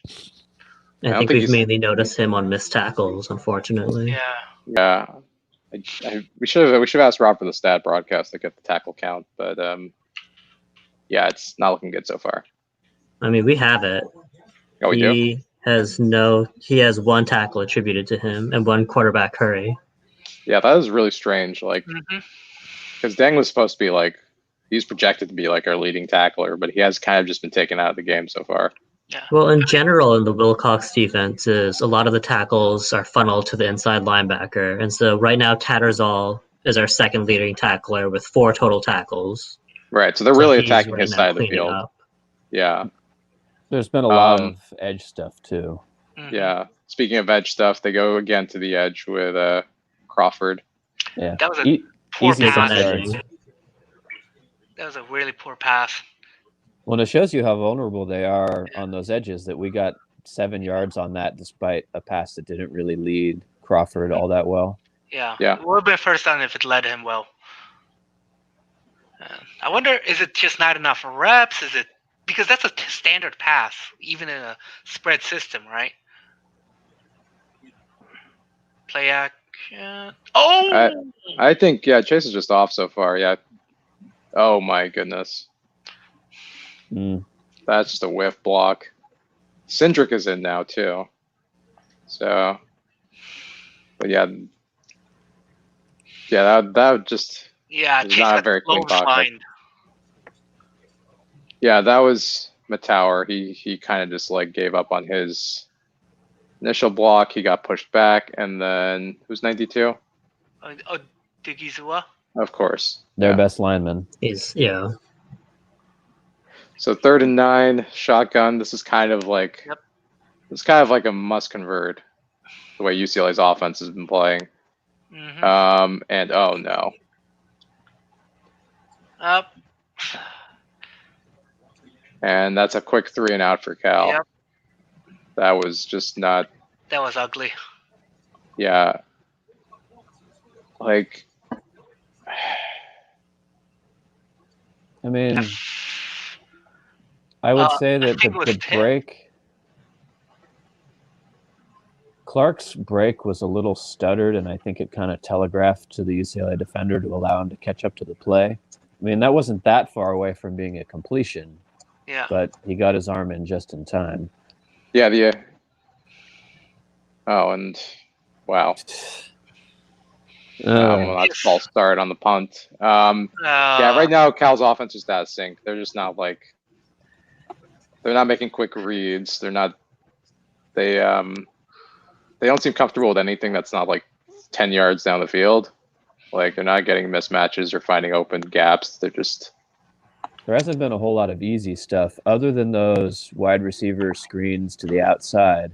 That's been Mhm. about the only like easy pickings the offense has had so far. Yeah. Right. I mean, it just feels like I'm watching Cal against UNT, but UNT is now UCLA with UCLA level talent.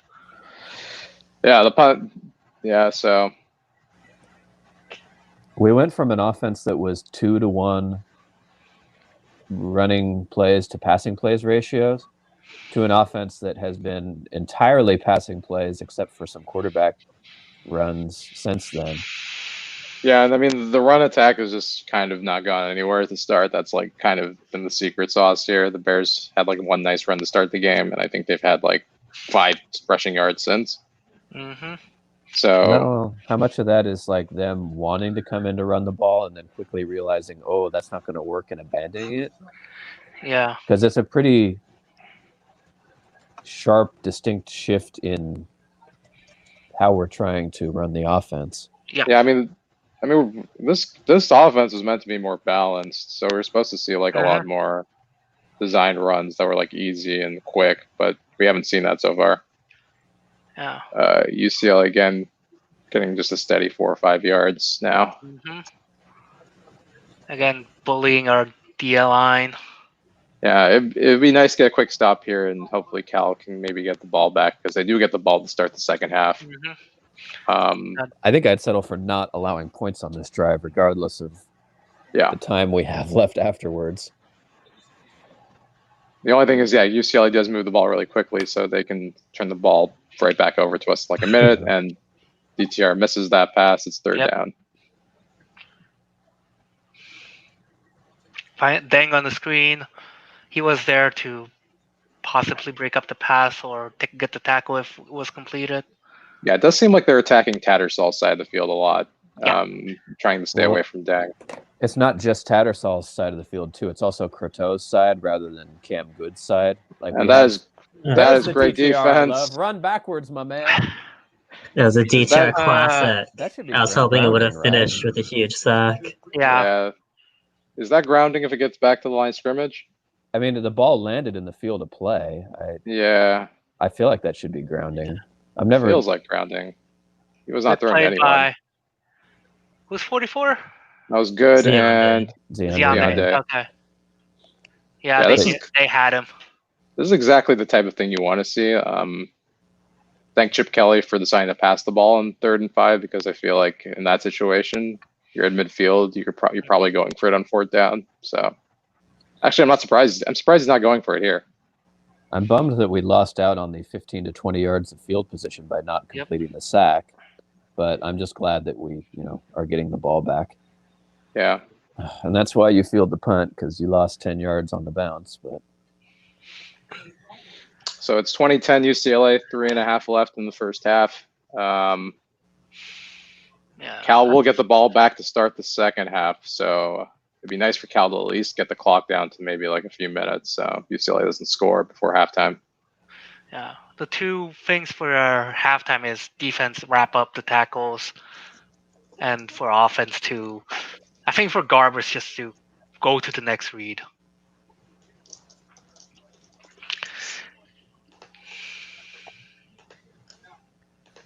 will we actually try to even run the ball on this drive? Yeah, John saying defense is having trouble wrapping guys up. Yeah, we've noticed the same thing, that the angles have just been off with a lot of the tackles we've been trying to make, especially when DTR makes a couple moves and a false start. Hi, girl. So it's just self-inflicted mistakes. This is Remigio, I think, who just ran before the snap. Like these are like fall practice type of mistakes. Yeah. But I mean, it's our first game, new offense. You're gonna have these. That's kind of what I've been telling myself, is we look like a team that had to install a new offense, and it probably didn't go super well because of the circumstances. Yeah, we had 4 practices in the spring, and then all the quarantine hit. Yeah, and nice run up the middle this time. Yeah, that would have been a great play on 1st and 10. I suppose it's just an adequate play on 1st and 15. Yeah, I wonder if UCLA will start burning their timeouts. They do not. They choose not to do that at this point. I guess it doesn't really matter with UCLA's up tempo offense. They might burn the timeout later though.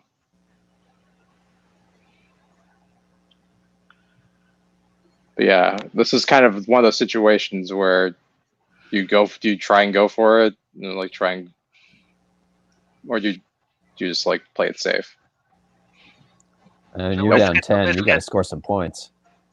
And nearly picked. It is picked. Wow. Picked. Good job. So that's again, that football just gets away from Chase. That is not on target at all. No. Yeah, Polk had the Bynum pick reversed. Yeah. Polk had inside position on his defender. If that ball is on target, it's an easy completion. But he just throws it over his head. Throw. Yeah, Chase throws it above Polk. Polk was falling down on his route. To be fair, that might have impacted the timing there. I don't know if Polk would have been in better position to catch that if he hadn't slipped out of his break. Yeah, offense is just not in sync right now. One guy's making a mistake, another guy's making a mistake. It's just, and that leads to turnovers. And also the field is really shrunk. UCLA's defenders are playing much closer than they would if they knew Chase could beat them deep. Mm-hmm. I thought you meant the field is shrunk like UCLA's 80-yard practice field. That's also helpful. They're used to playing in those close quarters. Hey, Tevis made a nice play on DTR there. Last year, Cal ran pretty well in UCLA with better O-line health. Why does it look like the running backs have no room? Yeah, I think the big thing is at this point, it looks like Cal isn't comfortable like stretching the field. So UCLA is playing much shallower coverage. Like last year, Garbers looked much more comfortable like throwing like 15, 20 yards down. At this point, I don't know what's going on, but like right now, Cal hasn't really threatened like deep downfield. So I think that's causing some issues. I don't know why the O-line is not playing as well though. Like they're definitely more experienced than last season. I think, well, the thing is they don't have the chemistry with Will Cregan, right? They have the chemistry with Del Tosa at left tackle. But Will Cregan played 2 games last year, 1 game. So Yeah, but Del Toso I think has been benched. Like he's not even on the field right now. I thought he was, So. okay. Yeah. There's a lot of O-line plays chemistry over like how long they've played together. Yeah. And We they got a haven't big- played together with 2 of the guys. And the shot. Oh no. On Cal- us? What? Oh, Yeah. Lord. So we've managed to force a 3rd and long and then give it up. Yeah, Oh, they that's attribute UCLA. it to Woodson. No, it's So not. let's see. It's Woodson. Yeah, that's definitely illegal now. Can't do that. So yeah, it's 1st and goal. John says, "Are we a second half team?" Time to find Great out. question.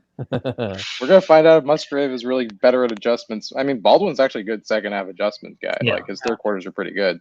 Yes. So that was actually his best quarter, I think, every game. Yeah. So yeah, maybe we are. Maybe Musgrave has that same talent. Yeah. Was that delay a game? No, timeout. Timeout. UCLA. We may want to consider taking our timeouts to try to preserve some time for our own drive because, like, the best case scenario, unless we get a turnover, we're going to be down 13. We Wow. can't be throwing away chances to score in that sort of a situation. Yeah. Yeah, I think the biggest issue right now is just the offense doesn't really show much explosiveness, so we can't really fall behind by more than like 2 scores. Yeah. Especially with the way the defense has been playing too. Like they are not like showing enough consistency to be like, they're gonna block out UCLA for 2 straight quarters. Yeah. Andy McDonald says Chip Kelly will try and steal UCLA's victory away from them. Didn't think about that. It would be very post-peak Chip Kelly to like build a big lead and then let Cal get back into it by like Touchdown Yeah. UCLA. Good Lord. That was again No idea discipline. the flag. Yeah, lack of Well, a lot of discipline. it- Linebacker beats up. Like the linebacker just bit on DTR and Yep. free to release the The is that wideout. Kodak? No, Phillips. Phillips. It was yeah. This is kind of reminding me of every pre-Wilcox defense against a mobile quarterback when boy. all our defenders were just sort of paralyzed with indecision because the offense could do so many things that we couldn't decide which one to stop. Yeah. Do they find Pac-12 coaches for wearing masks poorly? Good question. I don't think so. If Chip knows, Chip must not know it if they are because he's going to be getting a fine. Yeah, they targeted Chiggy on that one. So Chiggy had a choice between joining Tattersall on DTR or covering Phillips. But the thing is, DTR is Tattersall's assignment, I think. Yeah, I was going to say, you got to Yeah. trust your linebackers. You to gotta make trust that your play. linebacker to go 1-to-1 on that and go cover number 2. I mean, both of them are. This is their Chiggy's 3rd start, Tattersall's 1st start. No practice. We just look like a team that hasn't practiced on defense.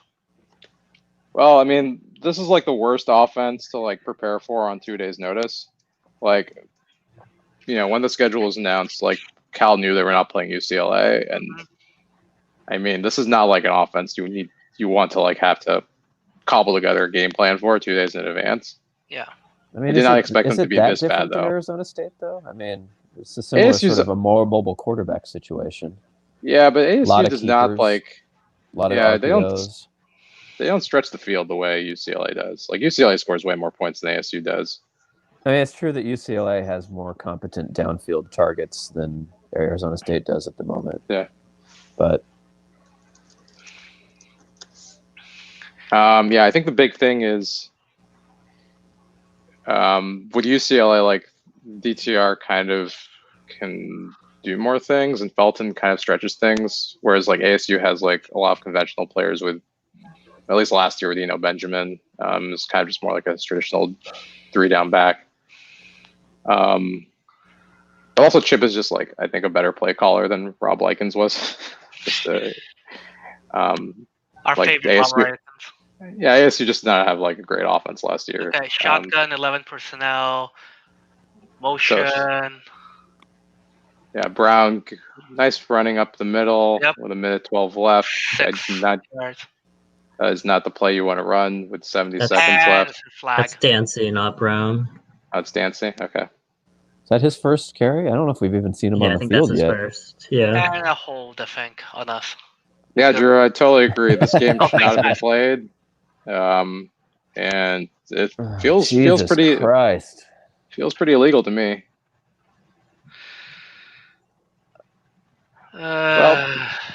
It's one thing to commit penalties; it's another to commit drive-killing penalties. Yep. Met power of another mental mistake. Probably wasn't trying to grab his face mask, Yeah. but nevertheless. Yeah, with 1 minute left. First Interesting and if 20. will UCLA call some timeouts if they. They're probably They happy might. to sit on their 17-point lead. Yep. I mean, in 1st and 22, it's going to Holy. be tough for Cal to convert. They run the football again. think And they're just trying to run UCLA the is ball. going to let this one run out, Yeah. I think. As are we, Oh, no. apparently. They call timeout. Mm, This clock is stopped. Yep. Yeah, it's a Time. UCLA timeout. of The course. Bruins are going to try and get the football back. I think Cal will try and get a first down and get out of here. I think this is the best cut to Chip Well- Kelly actually wearing a mask. Yeah. There's no point in UCLA calling timeouts. There's 39 seconds left. If Cal runs the ball twice, UCLA can only stop the clock once. If we want to end the half, we can. We don't even need to run plays. We can just kneel. Wilcox. Yeah, I think the biggest thing is just Cal's got to figure out a way to make explosive plays. If they're not Uh-huh. going to do it in the run game, I mean, they're going to have to. They're going That's to a do more good things question. stretch-wise. Yeah. What's our long play of the games right now? I think it was that. It was that pass to. Was it that pass to Colin Moore? I think it Yeah, was a pass to Colin Moore where that's best the pass, only yeah. play that's gone longer than 13 yards was that sideline route to Moore. Yeah, we Yeah, just bottled it 26 so far. yards. Oh my goodness. Why are we even running plays? So So we only have one pass play over 15 yards, which was the pass to Colin Moore, and no run plays of more than 10 yards. so our Yeah. standard explosiveness rating is 0. yep. On the Yep. flip side, UCLA has 2 big run plays and 5 big passing plays. Yeah, another nice play by Odigizua, just like swallowing up Uh-huh. Dancy. Mhm. So yeah, I think Odigizua has kind of probably been the best player on UCLA's defense in terms Yeah. of just like destroying the Cal run game. Mhm. With no timeouts left, I think Cal can still run this out. Is there a 40-second play clock in college football? Well, so I'm confused because the UCLA, the timeout that Fox is putting up on the screen, I think have been inaccurate. Yeah. Yeah. Okay. Nice run that time. Oh, nice. Got some No, the yards. timeouts are accurate. UCLA has 1 left. Well, but So it, maybe it was like a It showed them as having 2 left when they, in fact, had 3 earlier, I think is what happened. Although UCLA used to timeout early in the game. So I'm confused. I'm confused. Yeah, I think it's halftime. Yeah. Everyone doesn't seem to know what they're doing. I'm seeing 3 guys stare at a football. Yeah. They're still staring at the football. What's going on? I think what happened is UCLA had 2 timeouts, used them, but Fox didn't note that they had used both and left one up on the screen. Yeah, so clocks. This is the problem with not being able to listen to the stream. Yeah, the clock stopped, no timeout called. So we're at halftime. And that ends a football. That ends a half of football that probably should not have been played because we're in a pandemic. And yeah, these results are legitimate. So I hate to, be negative here, but when you're losing by 17 points at halftime to UCLA, what choice do you have? Nick, I want to hear all the positive things about that first half. Is that the worst half of football under Wilcox since last year UCLA game? Say again? That other UCLA game? No, last year Utah. Yeah, but that game was that game was we knew what we were getting into. Started. Yeah, we had our 3rd string quarterback. One of our goal linemen started the season as a D lineman. That game was a mess. So we're talking compared to expectations, or in general the worst game, worst half. This is certainly. I expected nothing from this game. Like I think Nick said, and you got it. Yeah, like I predicted the Cal loss, and basically everything I feared came to light in the first 20 minutes. I mean, I don't think any of us expected being down 17 points, though. Mm-hmm. I mean, I had us losing by 10, but like I think the biggest thing was lack of preparation. UCLA is just like the worst team to have like 2 days to have to adjust to get ready for. 9 a.m. start on the road is just bad. Like usually football teams get like 6 weeks of prep to prepare for like a morning start because like that's announced before the season starts. Yeah. But getting a 9 a.m. call like 2 days notice is just going to be, you're not going to play your best football. And I had to fly in, and the D line had to fly in separately right at midnight. Yeah. Defensive line hasn't practiced with the rest of the team, so they're out of sync. They haven't. That means the offensive line hasn't really been practicing like live ball practices for a week and a half. So all those things add up. It's just like a lot of factors coming together that do not work in favor of the Bears. Yes, it is the worst first half and the worst year in memory. That is correct. Yes. Oh, boy. Let's see. So UCLA has 265 yards, and that is on 45 plays. Yeah. Is there a way to share like the stats on here? I forget how to do that. We are not supposed to. We just did. Oh, okay. Because it says do not share with non-media. Got it. So we can just cite them. Yeah.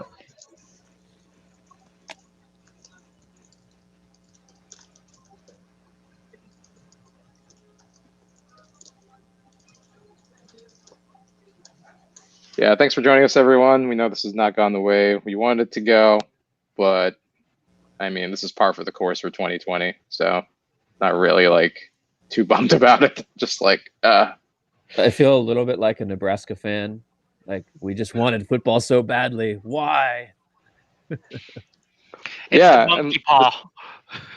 The city of Berkeley was just trying to protect us, right? They're just trying to protect us from ourselves, from our insatiable desires.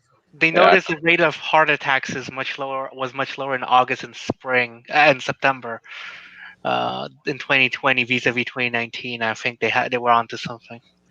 Cal football is a menace. Yeah.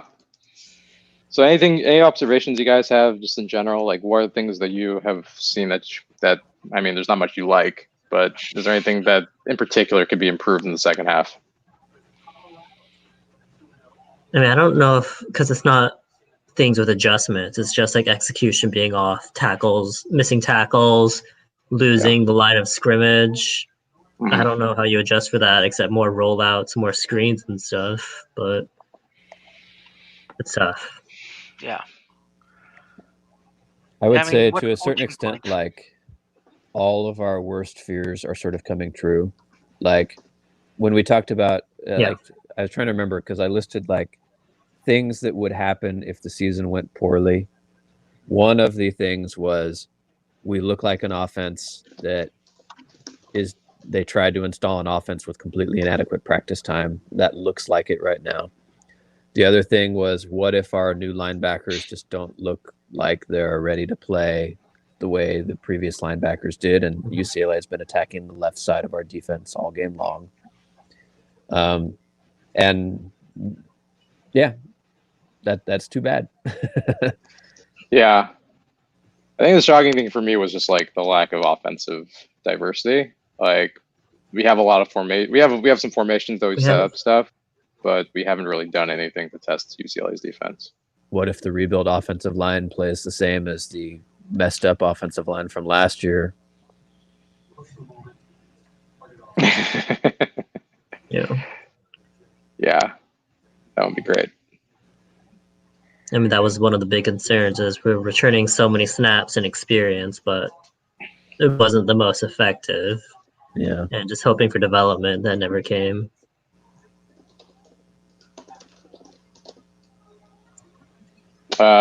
Joe comes in. He says, "Yes, this is very depressing." I mean, I for mean- everything else in 2020, this is not that bad. I mean, It's not that Let's bad. just frame it terms that of- way. At least it's not a global pandemic. At least Stanford also sucks. in terms of Cal losses to UCLA in the Rose Bowl, like this is probably like not even in my top 10. I had to go back and think about it. You're not that old. You're not so old that, well, maybe. 5, 7, 11, 13. I guess yeah, you're right. I'm just trying to only think how many I've actual only had losses have you watched? 6. Yeah, you're right. Not that many. You know, there was a time in the 90s when we actually played really well in the Rose Bowl.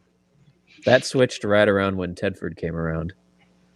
Wait, in the 90s? Mm-hmm. Yeah. Oh yeah, I wasn't there. Football existed back then. It was not yeah. invented. Yeah, that's a good point, Around your Shove. birth. Colorado might be the team of the conference. They have definitely surpassed all expectations. The team of the conference or the team of the South Division? Team of the South. Just in Well, terms of like they're 2-0. I wouldn't- They played really well. I mean, they're not the team of the conference. You'd still have to give Oregon that title. Yeah, you're right. Sorry, I meant surprise of the conference. So Yes. the Yeah. question we must ask is, to what extent was UCLA's first half self-immolation against Colorado caused by themselves or caused by something that Colorado did? And I'd have to go back and look to answer that Yeah. question particularly well. We If weren't paying you watched close that enough game, attention. yeah, UCLA had 4 turnovers, I think, in that first half.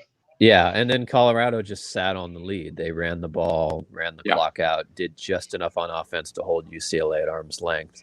Right. Kudos to Yeah. them for figuring it out, but I'm not sure how much of that was UCLA's own penchant for self-failure. Yeah, to be fair, they did the same thing against Stanford. Like they kind of took an early lead, trashed them in the third quarter, and then just held on. So, yeah, Colorado I think properly rated in the sense that they have 2 wins against 2 middling opponents. But yeah, obviously Cal has not done anything to the level of Colorado has. Yeah, I mean, the thing with the Pac-12 this year is it seems like we're all a bunch of middling to bad teams, and then Oregon. Yeah. Galad asks, who do you all think will take the second half? I'm worried that the answer to that is that we win the second half by like 4. Yep. The classic Tedford. We won the fourth quarter. It feels like one of those games where we like score 1 touchdown, we get excited, and then nothing happens. Nothing the rest of the happens. game. Yeah. I mean, we're getting beat by the UCLA 5.9 to 3.5 yards per play. So Say that number again. 5.9 at average yards per play for UCLA, 3.5 for Cal. See, UCLA scored a lot of points for 5.9 yards per play. Yep. Well, they had short yardage, right? Like what that says mean, to me is that we've had opportunities to get off the field that we have Uh-huh. missed, but our offense is completely dysfunctional. 3 of their 4 scoring drives were at least 60 plus yards, so they didn't benefit from short field that much. Okay. Also, what do you see UC Berkeley commercial on and still going strong 25 years later? I mean, they have a shot of Wilcox there. It's worth pointing out that my wife and I are 35 and have been out of school for about as long as we were in school. And there is somebody in that commercial still that my wife had in one of her classes. Yeah. Like, what scenes in a new UC Berkeley? What scenes would you put in there? Anything that happened in the last 3 years. I mean, I'm the just last moving year away is gone. Just no It's a more great UC advertisement. Berkeley. It's a great advertisement for the quality of the education offered in 2005.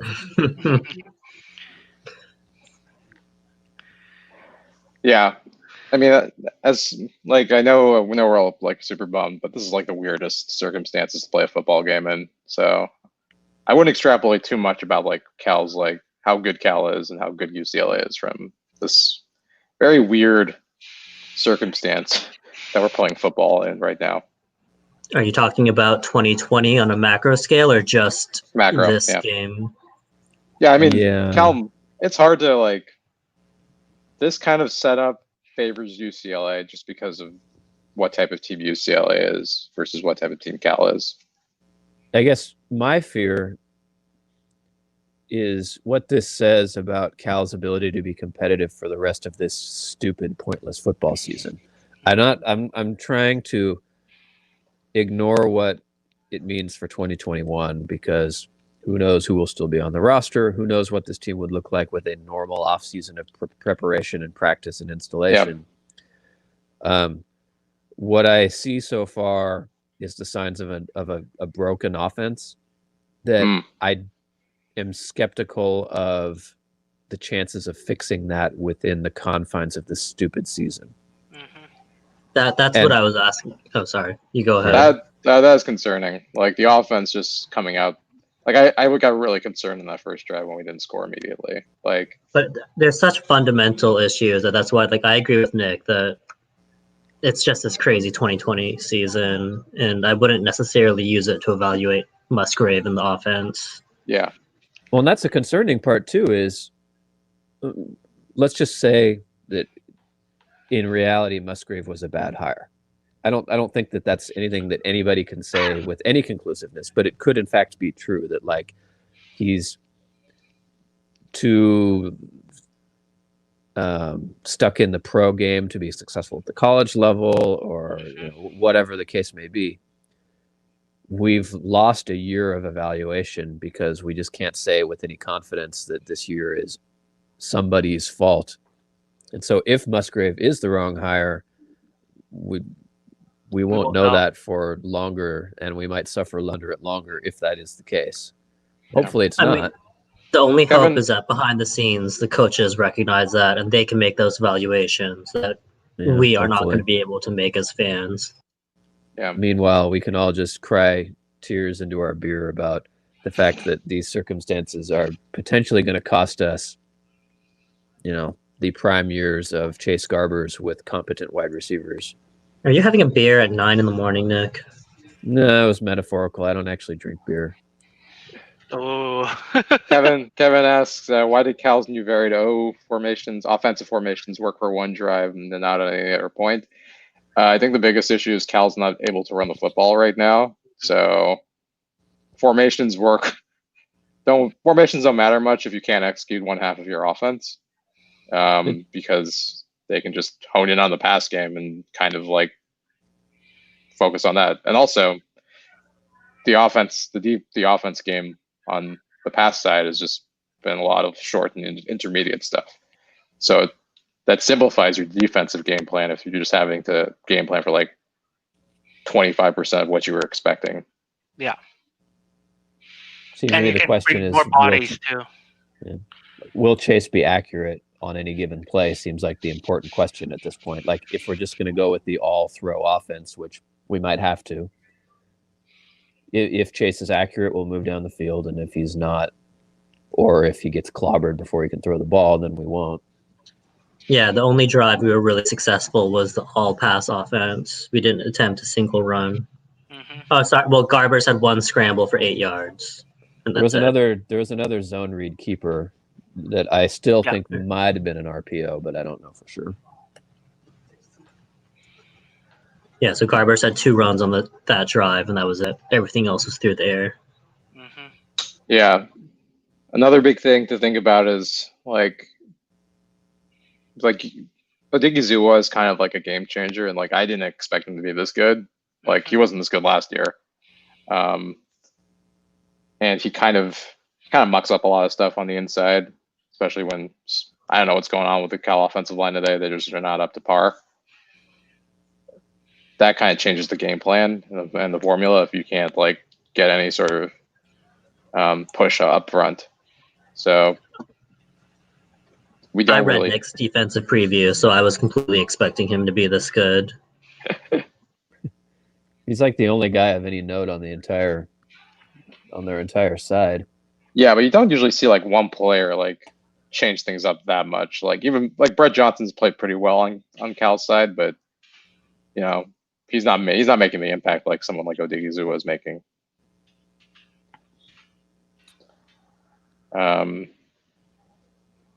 I think the only thing to note is this is probably the best defense Cal's going to play until they play Oregon. Wait, so Oregon State's next? Oregon State, Stanford, Wazoo are the other 3 teams. So, yeah, I guess that could be true. The thing is like, I don't want to cast UCLA as an actually good defense. We might be playing the 9th best defense in the Pac-12, and the fact that we're playing the 10th, 11th, and 12th best over the next 3 weeks doesn't make UCLA's defense actually good. Mm-hmm. Yeah, I would say actually, I'm still not sure how to rank UCLA's defense because I know they gave up like 50 to Colorado, but like 28 of those points were off turnovers. So, and they played pretty well in that second half to come back. I don't think they're bad. They're good. For sure they're not good, but they're not like they have talent, and Cal's offense is not like some juggernaut that's going to overpower teams. Yeah. Well, all the teams that we just listed, UCLA, Colorado, Oregon State, Stanford, yeah, all 4 of them were in the conversation for worst defense in the conference last year. Right. So, 6 of one, half dozen of the other.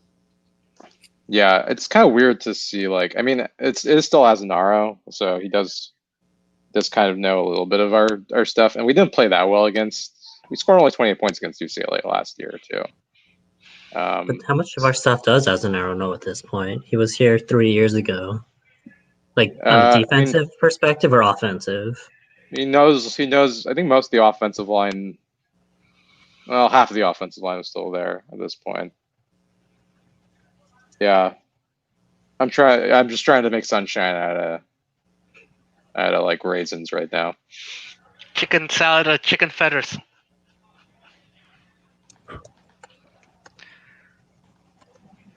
Yeah, if you guys have any questions, just happy to answer. We got a few more minutes till the second half starts.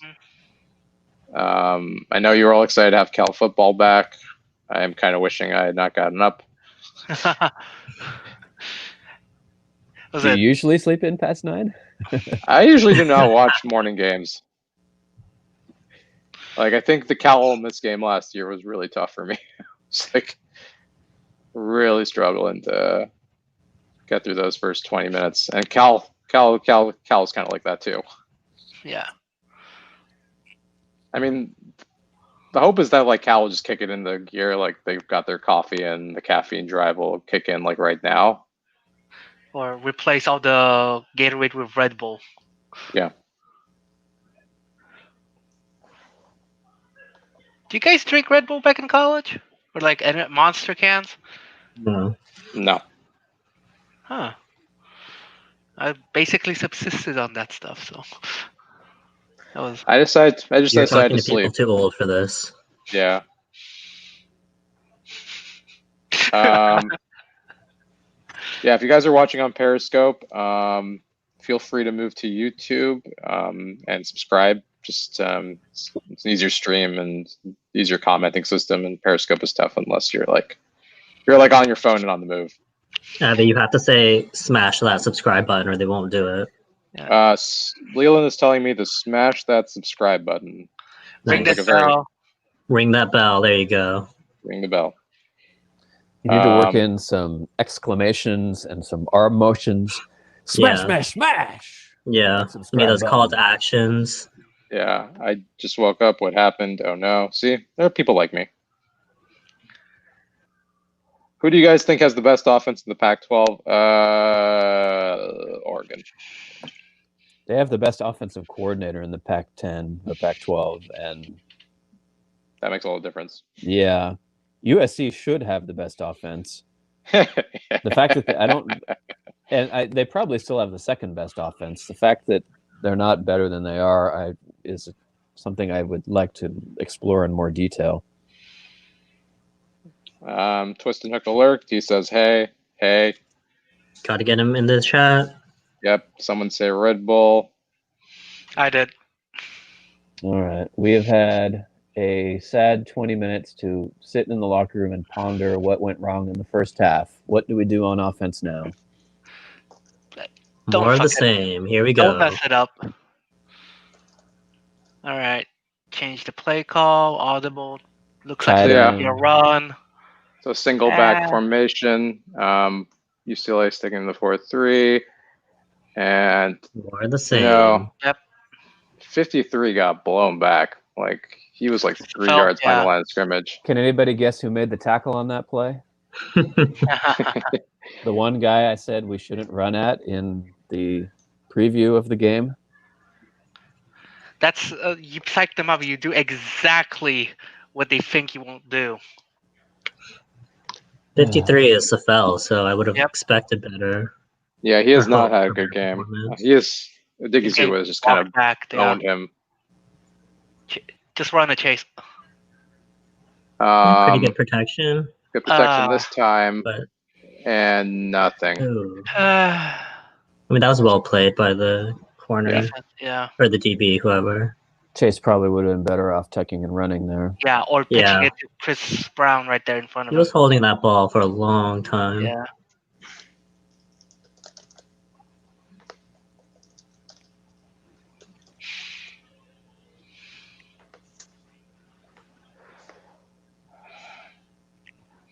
Yeah. For me, he was like falling down as he's trying to catch that football too, which is really strange. Like I've seen a lot of wide receivers just like sloppy on their routes. Oh. Third down, one nice Uh, adjustment, but Chase. I don't know why Chase threw that football to Brown. Yeah, he avoided the rush and then, as a He should have consequence, ran. had time to Yeah. make a different decision. Yeah. Yeah, that was suboptimal in pretty much every way possible. Garbers made 2 nice plays to improvise out of it, but Mhm. his options were so limited that he couldn't make anything out of it. Mhm. So, yeah, It's also not great that they sent 3 guys on the rush and then a 4th delayed, and Yeah. that guy came completely free. right. Mhm.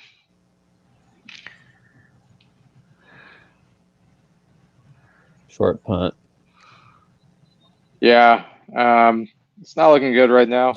I'm not gonna lie. That is very gently said.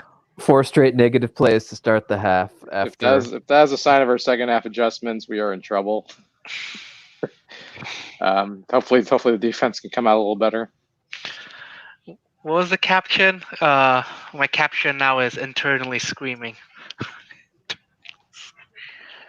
No, I think we're all externally screaming at this point. I don't think there's much internal right now. Any defensive adjustments? Looks like they brought a defensive backup that time, which was interesting. Every time I've noticed Josh Drayden today, it's been on a positive play. Yeah, I mean the defensive backs have been pretty good for the most part. Like we haven't really seen the drop off from Davis and Hawkins. I think the bigger drop off is just like no Weaver like plugging up holes. The linebackers have had trouble today. Yeah. And the defensive line too. Like the defensive line, I think is the biggest issue right now. They're just getting pushed. Like 100%. Yeah, you can just see like they're not in the rhythm they usually would probably be in if they had been practicing with the team. The big third down coming up now. Mm-hmm. Come on, Bears, get off the field. Nope. 4-2 coverage. Yeah, that was pretty. Yeah, Deng should have definitely been a little more aggressive on that football. Like Felton is not gonna like break down the field if you like get on him. Get him.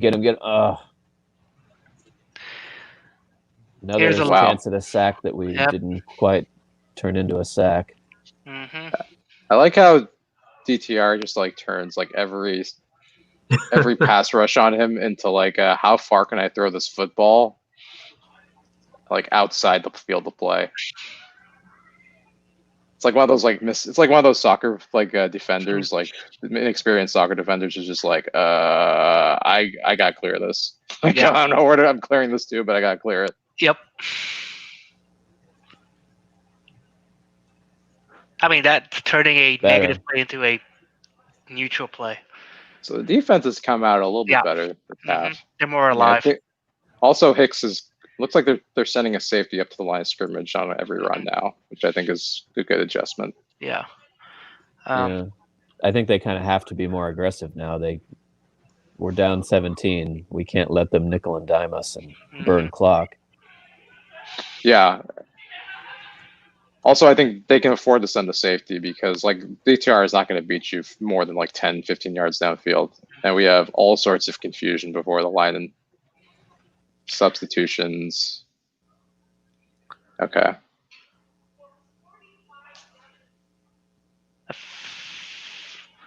I think it's delay a game. Sweet. So Nice. Wow. 15. Yeah. Here's a little fun fact. Cal ran 34 plays on offense. Guess how many of them were the percentage of them were interrupted by havoc plays by UCLA? I guess 15. 35%. UCLA has 2 sacks. That was too high. Yep. 2 sacks, 6 tackles for loss, 1 interception, and 3 breakups. Yeah, the pass breakups are the most concerning for me because I was expecting our wide receivers to find space, and they are not. And that's concerning. Yep.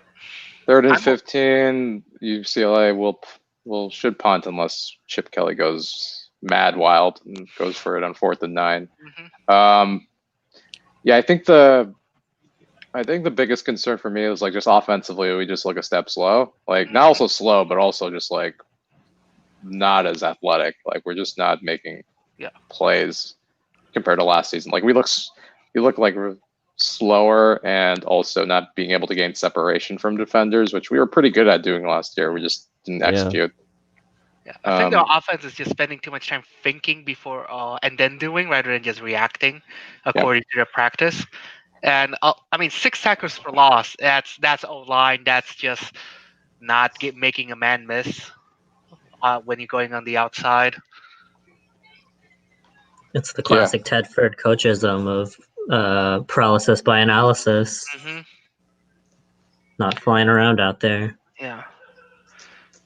And another sign that our front seven's not doing well is the fact that our leading tackler is Daniel Scott, safety. You never want your safety be your leading tackler. Yep.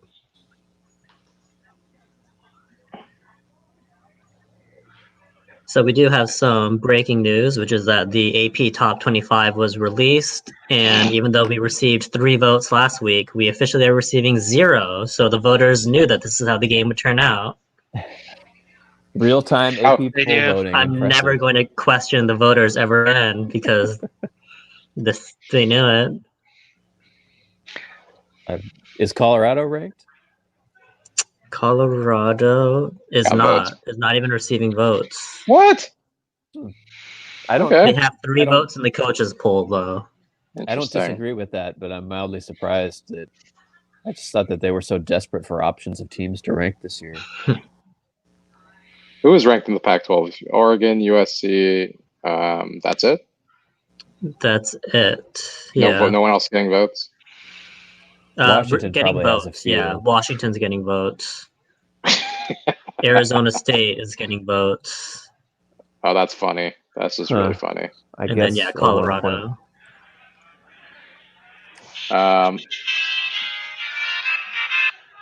Wi-Find says Vision. Yeah, I'm really excited for WandaVision too. It's coming out in January.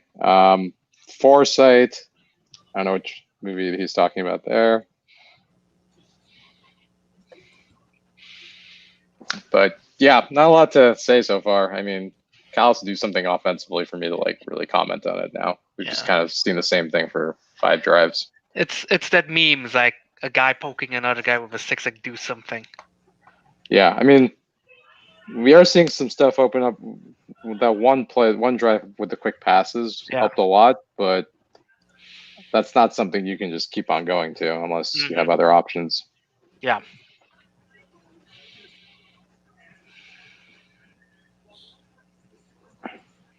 I'm just One- curious how ugly our offensive stats can get if we don't figure this out. What's a mean- benchmark? I just wonder how long until someone says they wish we kept Baldwin. Oh god. It Oh, it won't be crossed- long. It crossed my mind.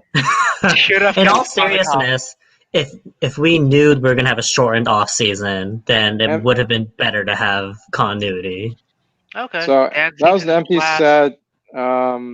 He was down. Empty set, but again, like we gave a free release to a UCLA Bruin, and he like deflects that Yeah. ball. Like that got like really close to like Yeah, we were lucky. Incompletion. Wow, they are bullying us with 4 guys. They know they can. They don't need a blitz to put pressure on Chase. Yeah, Chase they were does get dropping out back that a lot. time to Yeah. is that Dancy or Brown? That's It's Dancy. Dancy gets the first down. We're going up tempo. So Dancy is playing as like this one. Yeah, they're doing the running back on one side, the wide receivers on the other side. Wow, that So first we and had 10. a free rusher off the left. And we are moving it. Yeah. So Trayvon gets Up-tempo. 5. Well, Uh-huh. the adjustment to the offense right now is just short route after short route because I don't think that Musgrave thinks that the line can give Chase time to make any progressions. Yep. Yeah. What was that? Broken play. No idea. Yeah. I need a replay for that. I guess they were trying to do. Oh, that's like the old Cam Newton play where like they try and like QB bring all the power? pressure. Yeah, QB power where they like. But I don't think they were. That looked like a pass pro. Like I don't know what they were trying for there. I'm Yeah, confused. was it a designed run and Chase just was like, nah, I'm not gonna do that. Wow. 3rd and 8. 9 They minutes had, what, left. 5 guys. Everyone they had everyone 7 gets guys. pressure. Yeah. Pass protection is a disaster. My goodness. I know. We had 7 to protect. They rushed 5. Curhan and Right. Matt Tower. Yeah, right through the right guard and right tackle. Yeah. These are Yeah, experienced players. 61 also blew Yep. his assignment. That's Daltosa, I think. Yep. Yeah, they're just This is poor, insane. poor offensive line play. I think Yeah. this is the issue with like having your defensive line in quarantine. Like the offensive line has not been doing like live reps for like a week. So Yeah. both of of those units just look like way behind the 8 ball because they have not been doing live situational drills. Yeah. So don't want to like make too many projections about these lines from this game. It's just It's a game that shouldn't have been played, but it's being played. yeah. Even in the context that the season's happening. So in If- hindsight, is it worth playing this game with the lines both being so behind, knowing that we're now one day less prep for Oregon State? I mean, it's a good wake up call. I think it's a good Yeah. it's a good sign to see like, hey, look, we're not as good as we thought we were. Mhm. And So we what you're have- basically saying is when we lose to Oregon State, we won't be quite as sad about it. Yeah. Expectations management. Be right back. Good question here. Does every coach get a pass due to this stupid season? Every coach. Ooh. I mean, That's I don't know if I'd say interesting every coach. Yeah, Harbaugh. Those coaches who are already struggling, and this is just another struggle year, that's a different story. But I would imagine Wilcox and Musgrave would get a pass. Yeah. You would presume yeah. that coaches that either have an established track record or are in their first season. You don't think coaches? Oh, you mean who get a pass? Coaches in their first season. Well, like if you were a coach that's had 2 crummy years and then you come in this year and you have a crummy year again, Yeah, maybe you pull Scott the Frost trigger. kind of, yeah. Or Harbaugh, where you've been on a long downward trend, and this is just one more step in that downward trend. But Yeah, I mean, maybe Clay Helton. Like, I don't think USC should be this bad. they're But 2-0. What are you talking about? yeah, it is. Let's be real about USC though. They might have won their toughest game already, beating Arizona State. Like maybe Colorado's for real, maybe. I Yeah. guess I can't talk shit about UCLA right now, can I? That's the worst part about this is I want to be able to talk. I want to insult UCLA and I can't. I mainly hopped on stream because I wanted to watch your joy at UCLA struggles, but just none of that. It would have been so much better to lose to Arizona State. Whatever. At least Herm's funny, and I don't hate them particularly. And Herm went to Cal, so we technically win if he wins. Instead, I have to watch stupid maskless Chip Kelly. Quick 8 yards for UCLA off the edge. Felton's kind of just getting like easy gaps now at this point. This feels like about the point in the game when the defense is really going to collapse because they feel the offense not being able to do anything. I think they have a quarter in them. But yeah, they're gonna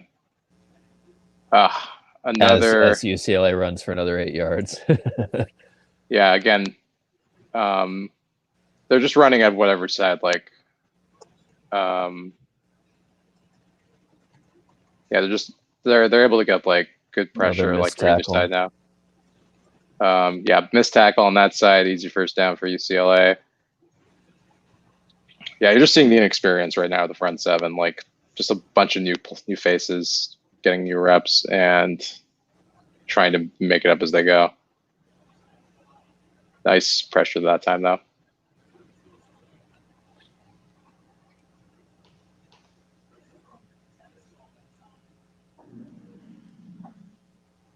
But the blocked punt was great. This was nice for about 5 minutes. Yeah, it was a nice block punt. It was just like the Washington OSU game, right?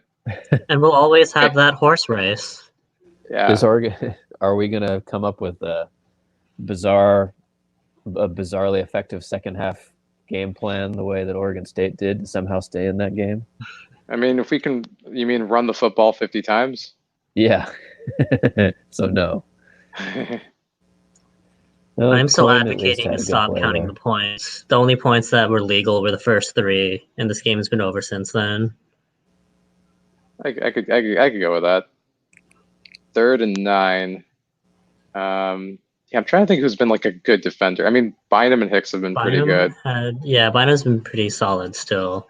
Yeah, Drayden Bynum has Hicks. flashed a couple times. Scott's been good. Secondary. So it's still the secondary, which is a good sign because we lost GA coaching.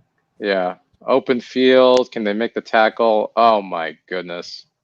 I think he might still be short, but the fact that No, he they're got it. giving him the first down, that's how many guys were we had? That One, was two, three missed three, and then a tackles. fourth. Well, no, the three That was guys actually who could have that brought was it down. Drayden. Drayden should have had that. ISFO was in there on that play. Yeah, I was gonna say, is this the first time we saw ISFO on the field? ISF is Yep. 55, right? Are they reviewing the spot? I Yeah, think they're gonna review the spot. Great. Ooh.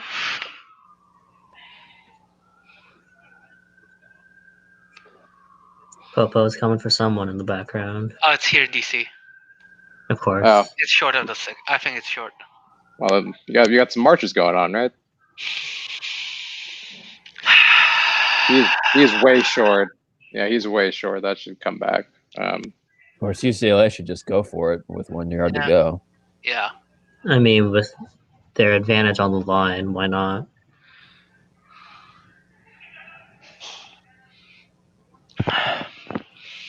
So yeah, this will be short. This should be. We got red power. Super easy decision to go for it. Yeah. Are they midfield? No, they're like on our 30. Oh, sorry, my bad. I've lost track of where UCLA is on the field at this point. We're at that point of the game where we're all checked out. Who needs to know field position? We're not scoring anyway. We can start speculating on things like, do we get resigned Wilcox in the press conference or angry Wilcox? Resigned and angry. I'm leaning towards angry just because of the missed tackles, because I think that's Yeah. like the single thing that he hates the most in the universe. Mm-hmm. First down. Wait, what? It's Wait. really Oh, close. It's real that was Could have close. been super on the close. spot. They gave it to him. Yeah. Yeah, who got the initial penetration? Was that Johnson? I'll need to watch. I think it was Johnson. No. 52. Yeah, Johnson was So sort of Croteau, in right? the backfield. Courteau and Johnson. Yeah, nice play by them. Might not be enough though. Yeah, Courteau got a little push side.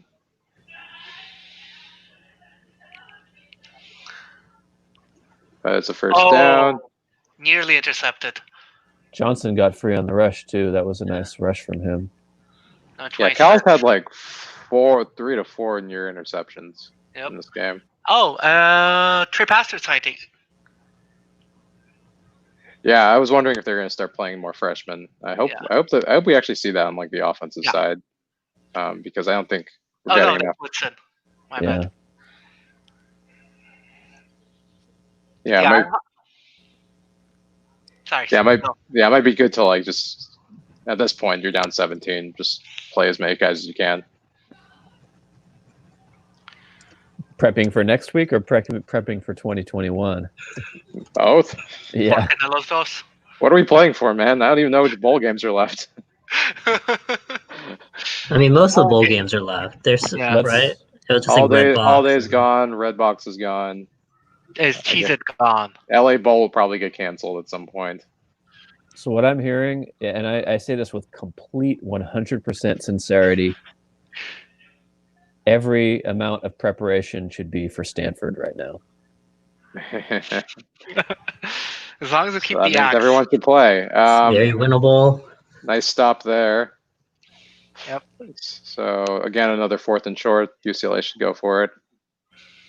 And yeah, Tattersall is his lateral movement.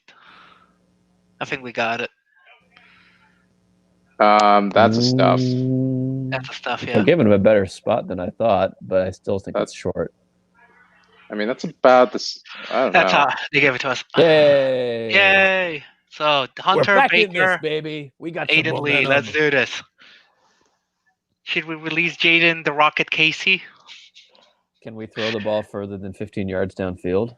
I mean, he can throw it 60 yards downfield while kneeling down, but I don't want to make that comparison yet.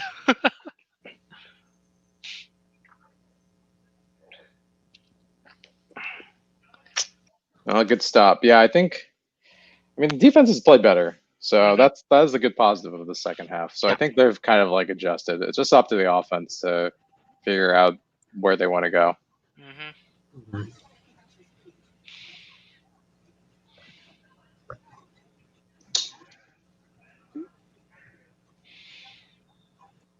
I'd be But yeah, curious to see which 5 linemen march out on the field to start this next drive after what happened on the last drive. The same 5. If you want to drop the backups in against Odigizua. It's gonna be Dylan, because he spit hot fire.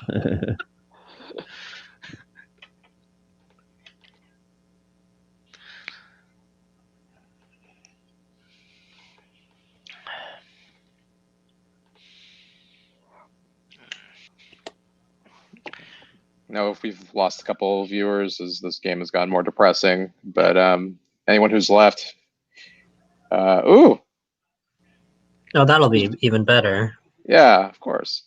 What? Right, Nick? We got a great Oh God. Cal women's basketball team. The women's team is super intriguing because of the sheer talent of the freshman class, but they are still freshmen and the Pac-12 is still brutal. So I'm not expecting amazing things from the women's team, but at least you can like watch them to see what they'll do as they get more experienced. Mm-hmm. The men is mostly like how much can Matt Bradley go supernova this year? Yep. So there's some hope. I mean, they will be competent. They will play solid defense. They will probably still play slow, and they probably won't have a ton of offensive options other than Matt Bradley. But they won't make me want to gouge my eyes off like previous seasons did. Question: what's the easiest way to learn about basketball? Do you mean like X's and O's or like statistically?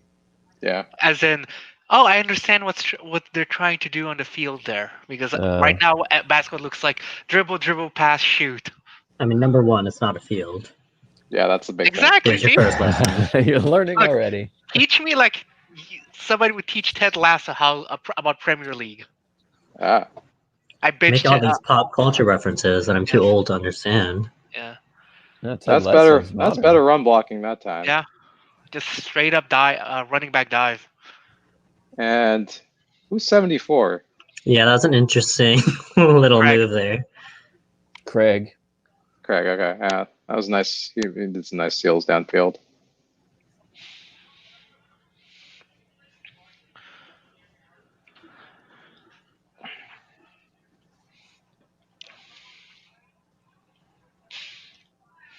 Is that our fullback on the field? Yep. Power I. That's Schlegel. Oh, that's downfield. Oh, you dropped it. But the intent is there. You know, the intent is there. We picked up a rush. We got the ball downfield. There's a flag. That was personal foul. Roughing. They're saying roughing the passer. Yeah, Garber's got knocked. So one of our biggest gains of the game is going to be from that penalty. Yeah, we're back, man. Right. Our Cal offense is back into high gear. Now we just need Chase to scramble a couple times, and we have the Pac-12 leading offense. So, yeah, we're staying more empty set now. Yeah, we're on schedule. So let's see. Is that Brown down at the bottom of the screen? Yeah. Looks like it, yeah. Yeah. Motion from Nico, and that's basically a wide receiver screen. Yeah, it's a wide receiver screen. We got kind of lucky because they started blocking before the pass. That could have been an offensive pass interference. Yeah. So this is not surprising, but the fact that in every single 5 wide set I've seen so far, we've either had Brown or a tight end as one of the 5 wide. Tells you about the likelihood of the freshman wide receiver contributing this year. Yeah, basically. And second down. Maybe, oh, no. Maybe later in the game. Or in the season, excuse me. Free release, Colin Moore again. The tight ends have not been... So the tight ends have not been blocking. Or, like, they've not, like, done, like, at least even, like, partial blocks. And it's just another sack. Like, Colin Moore needs to, like, rub... Or, like... I'm we assuming call that he's that being out. coached. I'm assuming he's being coached to do that, though, because when you Yeah, don't but even you- try to do something, it's presumably something you were told not to do.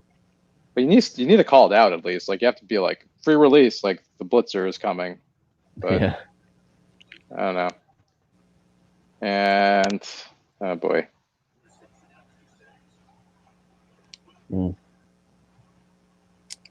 So it's 4th and 12. If we are still trying to win this game, I think we have to go for it. We might get lucky. Oh, We another might get flag. lucky. Chase is pointing in the right direction. They should stop roughing him. Yeah, this is the best Jerk offense we've faces. gotten. We're gonna. First down by penalties. The Cal offense is back, baby. Oh, that's a weak call.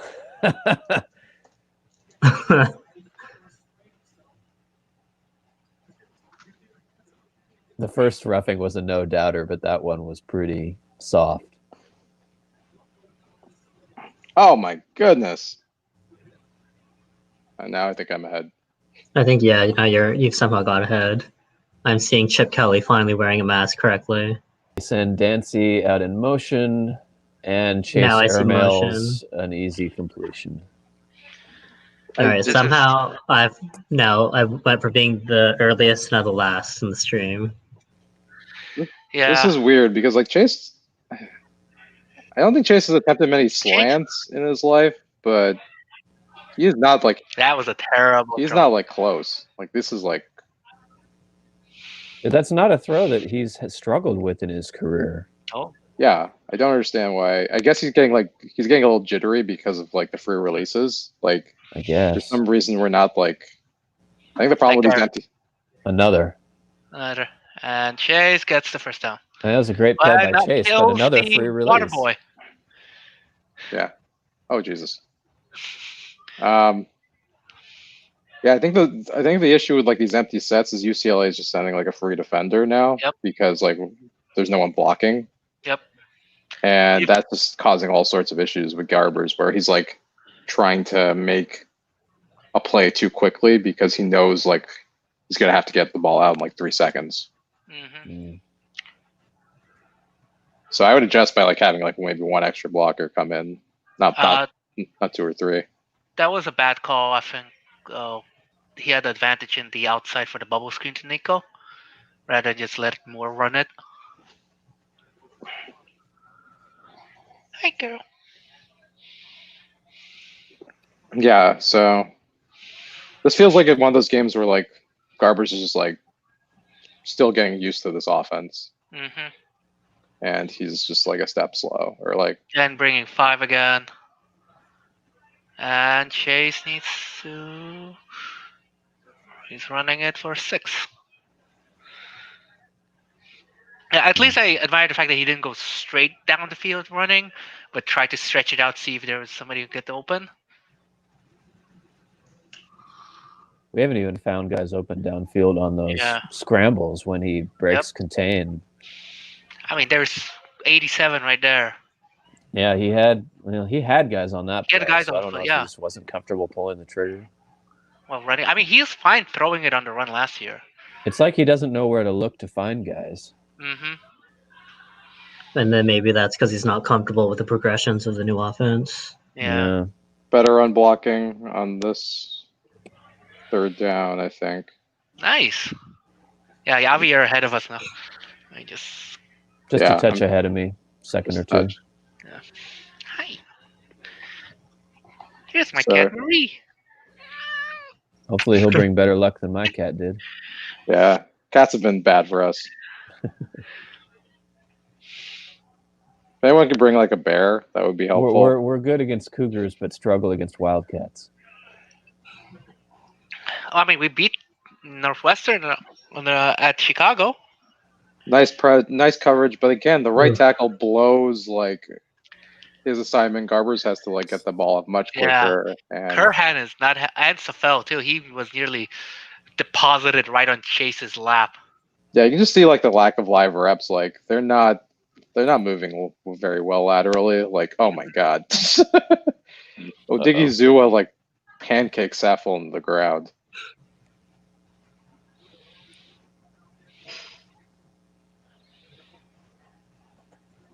Yeah, that's 95 yards for Garbers with 20 seconds left in the third quarter.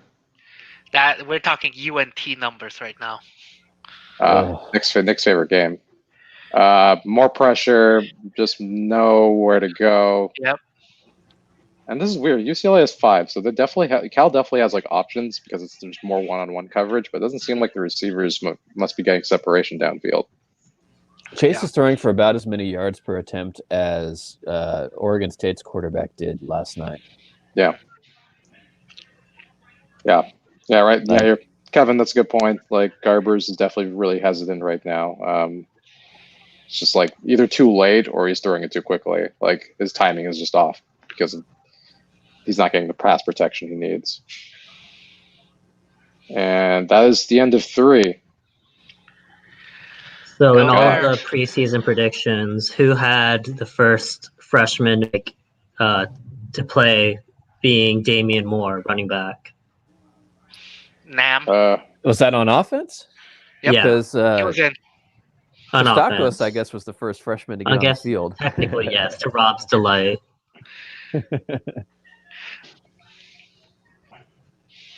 Hey, Call of Duty Cold War, my favorite time period. So, any thoughts on that third quarter? I mean, defense adjustments went as well as good. It's scary stuff to me. Like every single play that happens on offense is just another piece of evidence indicating that this offense is not ready to function this year. Yeah. I mean, again, this is really. We've got the same players that were good at times last year, sometimes quite good, sometimes quite good in spite of missing some of the players that are healthy today. Yeah. This offense is not like on a per play basis. We'd have to go back and look. They don't look functionally much different than what they put up against, say, Utah last year with a third string quarterback and all kinds of injuries against the best defense in the conference.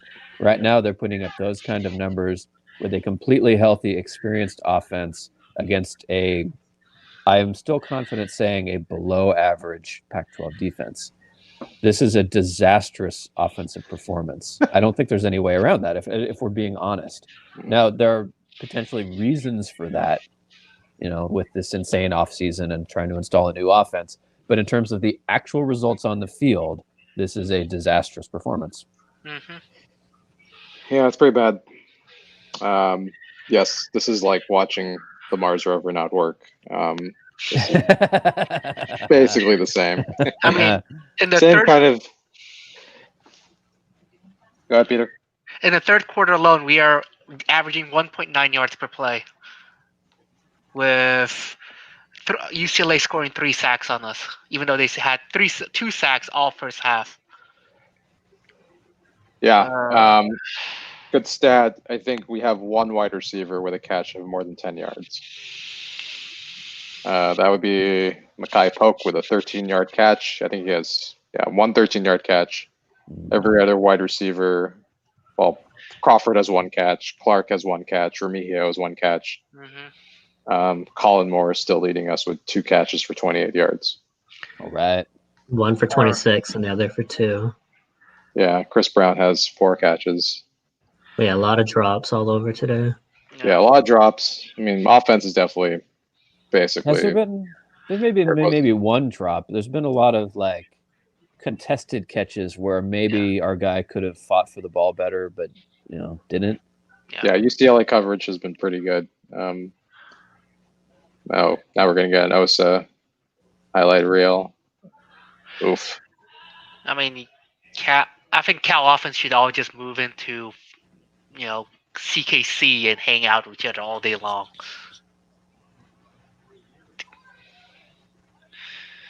And then they should start studying public transit data from Japan to be on schedule. Wow, that got super technical really quick. 3rd and 13. That would have been a great second down play. Yeah. 4th and 3. We've got to go for it, right? Yeah. they're Yeah. going for it. Okay, good. Yeah. I actually don't know. You need 3 scores. Yeah, field goal, Yep. Yeah. timeout. Seriously. Um, Oh, are they taking a timeout? God damn it. I mean, field goal, touchdown, right? To even out. And my issue here is you should know what you want to do Yeah. ahead of time. If you're going to kick a field goal, then get the field goal team out there. If you think you need a touchdown, be ready to call that 4th down. I mean, we're going Is to it lose this game possible- anyway, but wasting a timeout is just pointless. Maybe they came out and didn't like what the defense was showing, and that's why they might switch to the field goal. I guess it's just that timeout is valuable if we're gonna pretend that we can come back in this game.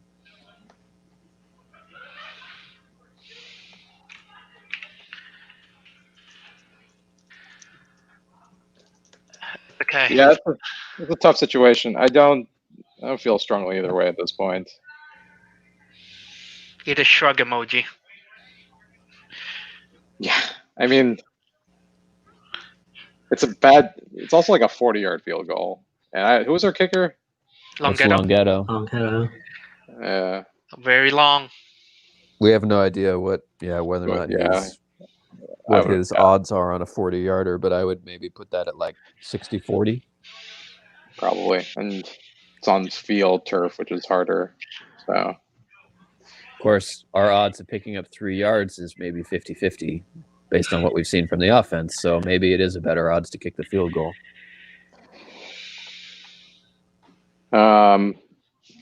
Yeah, you probably go for it here. I think they just don't have the right play call, and which is weird because you're right, Nick. If they were going to go for that play coming out of the 4th quarter, they should have known what their 4th down play was going to be. Yeah. So maybe the defense had the wrong look.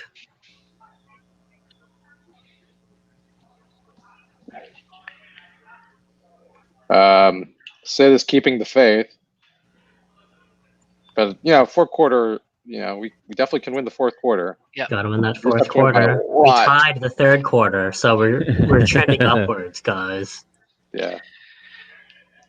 Moral victories. I feel like I'm back to watching Sunny football.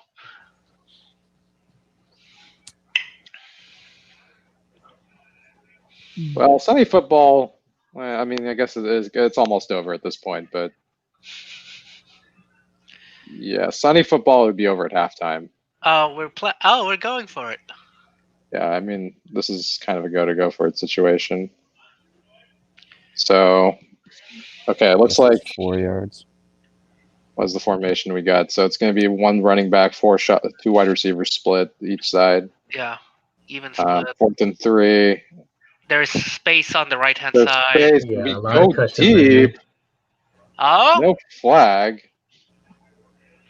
no flag. I question that call. I mean, it was a nice throw, but Should have been Good a little coverage. higher. Better yeah, coverage. that's really tough to ask. Like, Yeah. that's really tough to ask to convert a deep ball on 4th and 3. No, it's I'm good fine coverage. with the no flag there, honestly.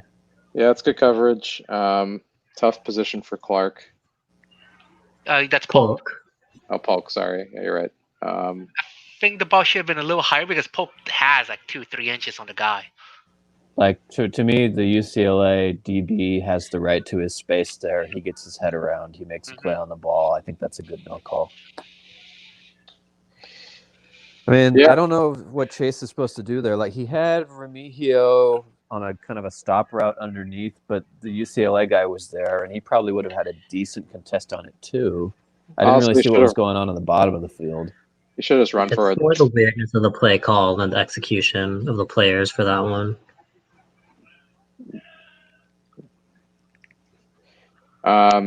Yeah, so I wouldn't say that's game, but down 17 with 14 minutes left, like you're kind of up against Well, it now. We probably went from a 3% chance to win to a 1.5 or 1% chance to win. I mean, we're talking about layers of how screwed we are.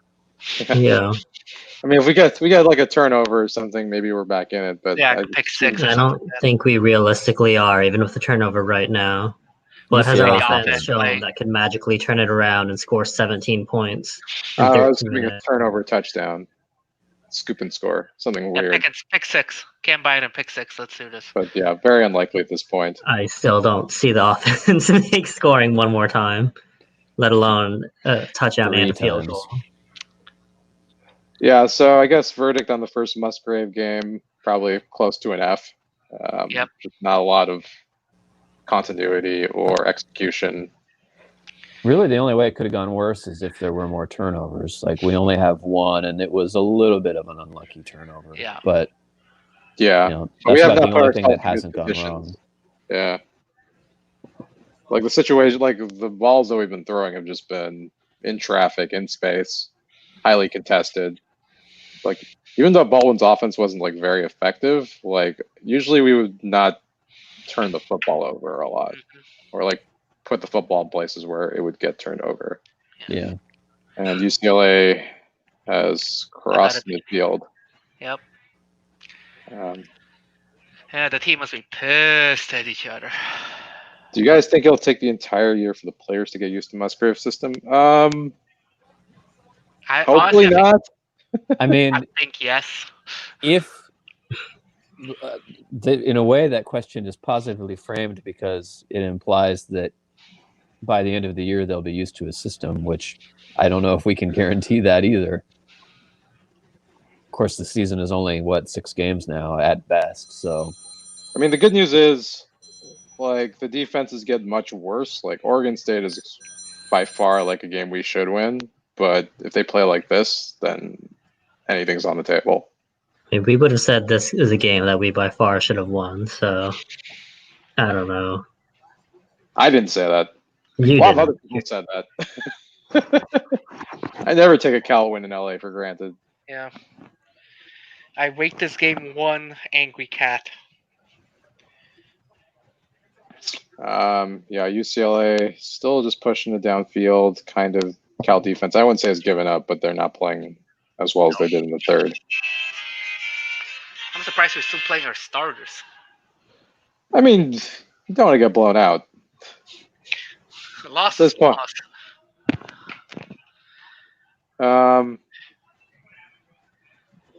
Yeah, first down. So now UCLA is going into the slow down mode. Just run that clock down.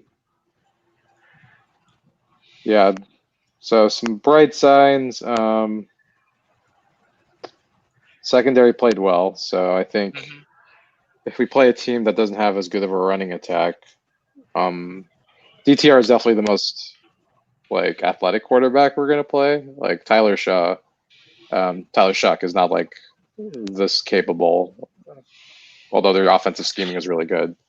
But yeah, this is definitely like one of the tougher offensive schemes to prepare for.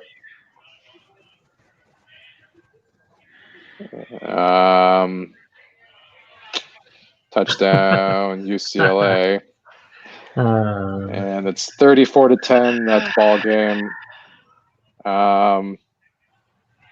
Yeah, rough game for the Bears. It's a terrible day for rain. So Not really got that reference. now, is that K-pop? No, Full Metal Alchemist. I was just laughing because in real time, as that touchdown was scored, spoiler alert for our power rankings, Berkelium 97 dropped Cal from 11 to 12 as a result of that touchdown.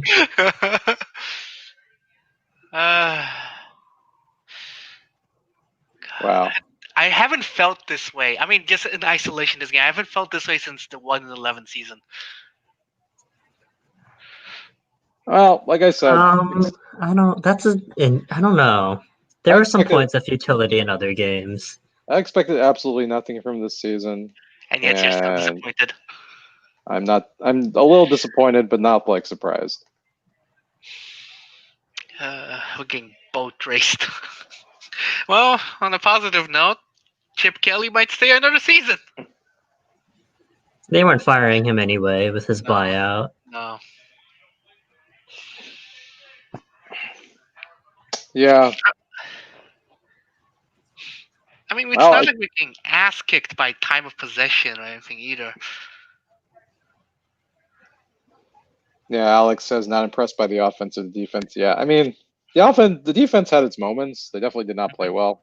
The offense was just a no-show, and it just makes it harder for the defense to like get up to play for like more than a few drives. Like that last drive was just a give-up drive. Like they were kind of definitely not putting in the same effort they did in the third quarter. Do we just run our second string now? See what we got. Oh, you want to put you want to put in Devin Monster and see what I happens? don't know. Get the freshman mean, AC. I think what we're seeing is that the offense needs to practice. So now is the worst time to Sure. put in the second team. That's fair. Yeah. Yeah, Might as these well take guys need the reps. next 10 minutes as practice reps. Yeah, I'm still more of the mindset that this game is just strange and it's not going to really project much for the rest of the season. So I would not like get too upset or, well, it's UCLA, so you can get a little upset, but I wouldn't like extrapolate much into saying like, oh, Cal's gonna definitely go like 0-5 now. They're just, I don't think that's the type of team we have. Terrible didn't- day for rain. I didn't realize you could go to the game. You can't go to the game. So I don't, why would you drive off?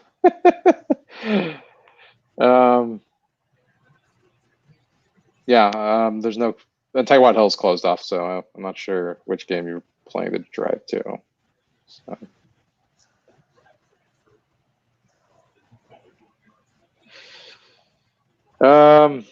Yeah, 34-10. We have 10 minutes of garbage time left. Maybe Cal will make it close. Imagine UCLA might pull their starters. Yeah. Probably put their backups in now, so we might get a garbage touchdown. But technically, it's still a 3-score game. So if we score really quickly and get a 2-point conversion, still in it? Yeah. Nah. Because nothing this Sunday morning has communicated. There's nothing I believe more than us being able to score quickly right now. Yeah, just I can see Cal Twitter getting very upset and angry right now. I'm another timeout. Oh my god. So yeah, I would say that the couple of positives to note, which are barely positives, is we do seem to have a lot more formations and versatility. So if we start executing those sets better, like things can turn around pretty quickly. And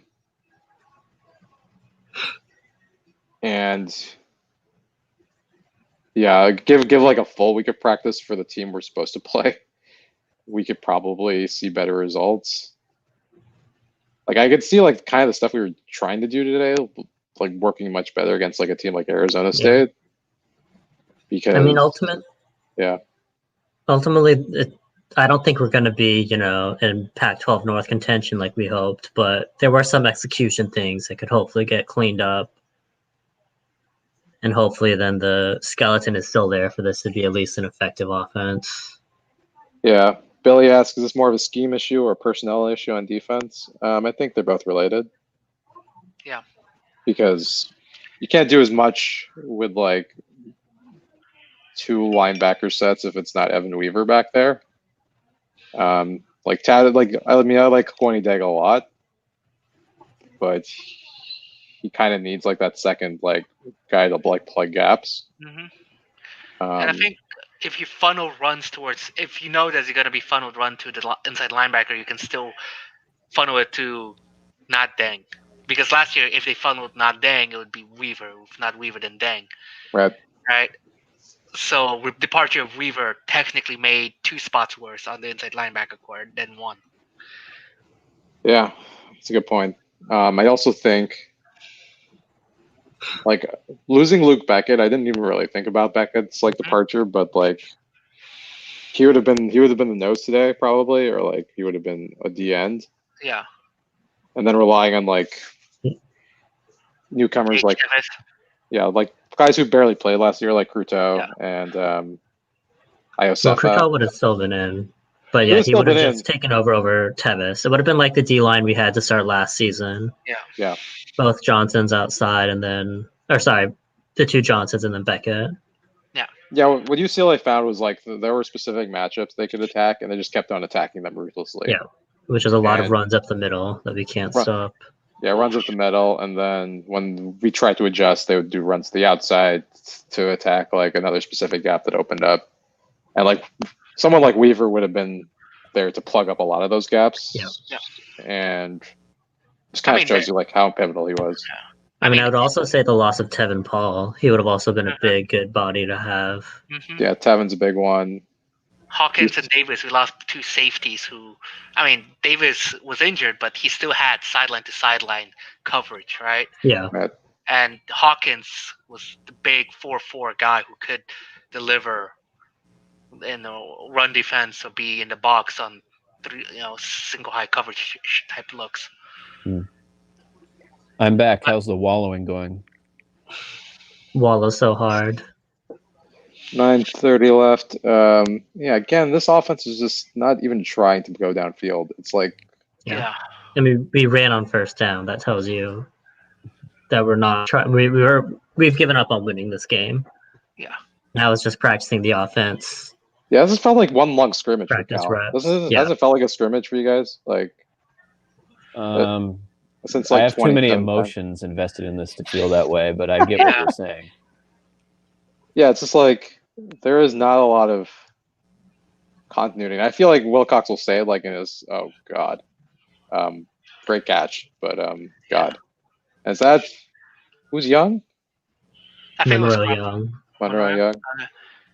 There, right deep. Let's go. Come on. And way overthrown. Any more overthrown, and CIA would hire Chase Garbers out of college and send him to different countries. Wasn't Yeah, I think really that open either. No, he was not. Yeah, I think Wilcox is going to probably say something to that effect. Like he's going to be like, "We had 2 good days to practice for this game that I was not prepared to practice for." And I think those are valid criticisms. I mean, it is, but at the same time, UCLA had that same prep time too. It's not like we were the only ones blindsided by this game. Yep. It's more just the fact that we were out for 2 weeks. That's what the emphasis should be, not the 2-day turnaround. And another interception. No, it was incomplete. But I think the biggest thing is like UCLA kind of had a sense that that game might be canceled against Utah. So, and Cal just didn't. I think Cal, like for this entire week, was like, "Are we playing?" Because they didn't know from their side because of the city of Berkeley, and then suddenly this ASU thing comes up in the 11th hour. So, I think UCLA knew from last week that Utah might be in danger of not playing, so they probably just are running their same stuff that they're always running. I mean, if we wanted sunshine pump this, then preparing for Utah and playing Cal is more similar than preparing for ASU and playing UCLA. Which is, that's a good point. I think ASU and UCLA, their schemes are very different. And the way we would be preparing for them are different too. Who's number 4? Is that Remigio? Yeah. Okay, yeah. It's a nice fight. Yeah, Nico's had kind of those 2 yards. Yeah, Nico's had a disappointing game. Like he has not really made an impact. The whole receivers have. I was gonna say, can you name a player on offense who hasn't had a disappointing game? I mean, the running backs haven't particularly done anything wrong, I guess. But... Yeah, but I would say especially the receivers have disappointed. A lot of drop balls. Nico got is he out? He is out. They say he's juggling it. That didn't seem like it was the issue. I think he was just out. Like I don't think his feet were down. Like he leaped up, and I don't think his foot hit the ground. Ooh, breaking news. Some guy I've never heard of won the Masters. Well, 20 the under. chat has a perfect question for Nick, which is, what are some good trivia questions for Jeopardy type stone people? Was trivia discussed while I was Yeah. away? Yeah, what college sports trivia should you know to beat Jennings, Holzhauer, and Rudder, and to beat, those kinds of goats? What's weird about Jeopardy is if you truly know the subject matter, like if college football came up as a category on Jeopardy, the questions would appear trivially easy to all of us. Yeah. Like when did you happen. actually know the subject matter, it's a breeze. It's the breadth of knowledge you have to have because nobody's an expert in everything. Yeah, I mean, trivia. Football did come up on Jeopardy, like the show, and all the contestants left that blank. And then as they were going through every question, there's not a single answer, and I was just sitting there. It's like, oh, it's called a fair or catch. That was the $800 question. Yeah. What are the people eaters? Was the final answer to the $1,000 question. Yeah. It's like those are just straightforward. Like we can sit here and just rattle them out. Now the real question is, what is a shot glass size in Poland? It's double America's. Good question. LA teams able to practice more. I know SoCal has been strict with protocols. So Yeah. UCLA weren't they the ones where they were talking about they had the least amount of practice when practice finally started, like officially? I don't remember. I think that was USC, wasn't it? God, if I know. I feel like all the California schools were pretty evenly impacted in terms of limited practice availability until like we got the official word of when the season was starting. Some Jeopardy knowledge. Football was once a topic, and they blanked out. All of them were easy except the $1,000. Yeah, those were the ones that's that Peter was referencing. Got it.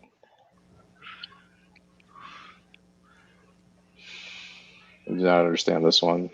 Vikings defense. Yeah, it's a Purple reference to the People Purple Eaters. People Eaters. Ah, yes. Back in the Fran Tarkenton days. Was it Fran Tarkenton Cal? No, he wasn't. No. You might be thinking of Joe Kapp, who played quarterback for the Vikings for some period of time. Yeah, that's what I was thinking. Nice way to bring it all back together. So you guys Now want we're Cal to getting just into give? some obscure trivia. Yeah. You guys feel like it'd be better for just Cal to get straight blown out, and then everyone just underestimates them for the rest of the season? Yeah. Okay. No, I'm going to go ahead and say that Cal getting blown out is bad. Okay. I'm not one of those fans who ever roots for my team to lose, even for a coach to get fired, any of that stuff. So for me, definite no. I will say that emotionally, this has been easier to deal with than like the stress of a close loss, perhaps. Than the cardiac Cal type of game. I don't know at which point it became clear that this game was going to go the way it went, but it was some point in the second quarter. I would have said, yeah, sometime around halftime, for sure, but by halftime. Yeah, whenever Garbers threw that pick, I was like, oh, okay. Yeah, actually, the pick, and then the immediate punch in was probably when the game was really lost. But like, and I knew that we had no chance of coming back when we went like 3 and out on the first possession after receiving the third quarter kickoff. Sydney and I were just simpatico. Just knew it. I'm surprised UCLA still running their starters. And I mean, Chip's kind of a dick, so of course he's gonna just like just gonna rub it in, which is fine. that's fine. We deserve it. He's trying to save his own job. Yeah, what I will say, as bad as this performance has been, Oregon State has weaknesses such that we could totally beat them if we get our everything figured out. Like their quarterback performance was just as bad as Chase's was today, but Chase has a track record of being able to play football that Oregon State's quarterback doesn't have as a brand new starter. Yeah, this Chase regression was really strange and really unexpected. Like I thought he would be like way better, but this is Wow. like 2019 Chase. Those Like, total it's- yardage numbers are bonkers. Yep. Yeah. They're almost tripling us up. Yep. I mean, it's shown. We haven't tried to like really test them at all. That's with like they've rushed for more yards than they've passed. Like they're running all over us. Yeah.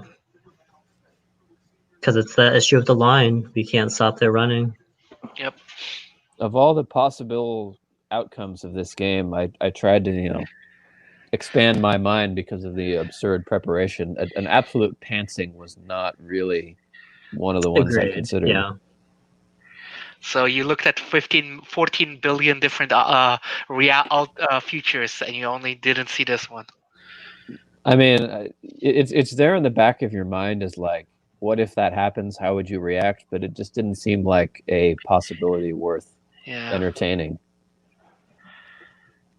Not after what UCLA did against Colorado, especially. Yeah.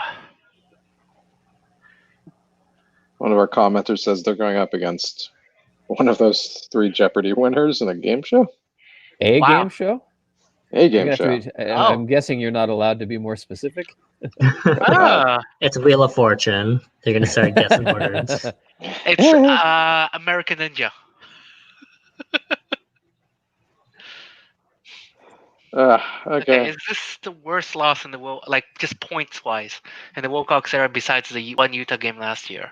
We got No, we lost destroyed by Oregon and Washington in his first year pretty bad. I don't Okay. recall He the got precise destroyed by scores. UCLA in his second year, even worse than this. Yeah. 36-7, I think. 37-7, I think. Oh, The yeah. USC game last year was pretty one-sided. Yeah, that was expected though. And we're just saying score margins. We're not saying what feels worse. This is Oh, definitely the no most margin. shocking margin of the Wilcox era. I would say that pretty confidently. That first chip game was really weird. That was like really strange. Yeah, well, Nice stop. stranger Nice than this. stop here. I mean, yeah. Because like this situation is so unprecedented that we could have expected anything to happen. Yeah. Like I don't really. I said before, like I said yesterday, like take anything that happens this season with a grain of salt because we don't know how COVID has impacted teams. We don't know specifically which players have been impacted. Like this Cal defensive line situation just kind of throws like everything out of whack because our team has not been practicing like a normal college football team since last 2 Wednesdays ago, right? So, and you're preparing for a different team, and then you have to prepare for a new team, And then you're traveling. Then you're traveling. Then you're waking up at 6 a.m. All those things kind of cascade together to just provide like, who knows? It's not like something you prepare for as a player. And I think the die fell on our side last year against UW with the thunder delay, right? Yeah. Like that was the randomness of life that played in our hand. And this loss is not as bad as UCLA California 2018. It was 37-7. Yeah, you're right. And that loss was just psychologically destructive, as Nick knows. Billy says, Chase's regression isn't too surprising. Most of the quarterbacks who returned have been playing pretty poorly. I mean, that seems more correlative than saying that any returning Pac-12 quarterback is going to flounder. Who didn't flounder? There's struggling to beat ASU, and then there's throwing for 3 yards in attempts. Like this is on a different scale. Yeah, than what some of those other guys went through. I'm gonna have to double check now. What's 122 divided by 33? That's okay. It's more like 3.6 yards per attempt. I'm lowballing a little bit. Yeah. Yeah, I mean, on the flip side, like Chase has not been practicing against the defensive line for a week. 2 weeks. So, and it kind of shows in the way that like he's having trouble to deal with these like free releases and instant pressure. He's like been a little bit more hoppity than he usually is. So this is an interesting question to me because like the argument that you are making, Avi, which I think is plausible, is basically that without the right kind of practice reps or game reps, Monster in. that we're overwhelmed playing a real football team. Which I again, think- that's plausible to me, but it's almost like we forgot how to play football. You know, like these guys Monsters aren't. in, and number 9. It's the most fundamental misses on execution. Yeah, I would just say that UCLA has definitely been able to play as a football team for a longer period of time than Cal has, and they play the game, which helps. So Monsters in. Any other backups? Bradrick Shaw. Broderick number Shaw 9. at running back. Yeah, they're just gonna run this out. They're The not gonna really. receivers look like they're backups. I don't Yep. recognize the number. 82 is Mangum. Mason Mangum. So we're running some of the freshmen. 29, that is Lee.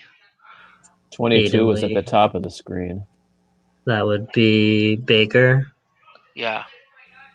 And then And our line is Monster. Oh my Mello's lord. in, Driscoll.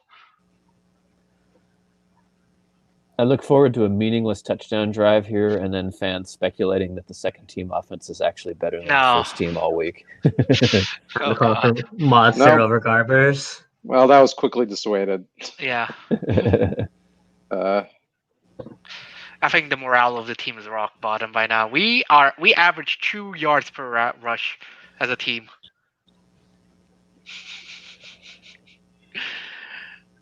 Chris Brown, 8 for I mean, 25. we average under 3 yards per play. I think that's even worse than our yards per rush. What was it? If Chase Garbers were to take a snap and jump over the line, he would probably gain more yards per play than that. yeah, Billy's saying lack of spring ball screwing with everyone. I think that's a good point with the Musgrave offense, where we really needed those spring reps to like be more comfortable with what we were doing. I think we 100%. need that like installment period where we were like, hey, we're gonna do specific things, and we're gonna need that execution period, and we never got that. And yeah, the offense just looks really basic. There's not really like anything I see that's like going to be things we can take away and be like, we can improve at this. These are just fundamentals that we're messing up.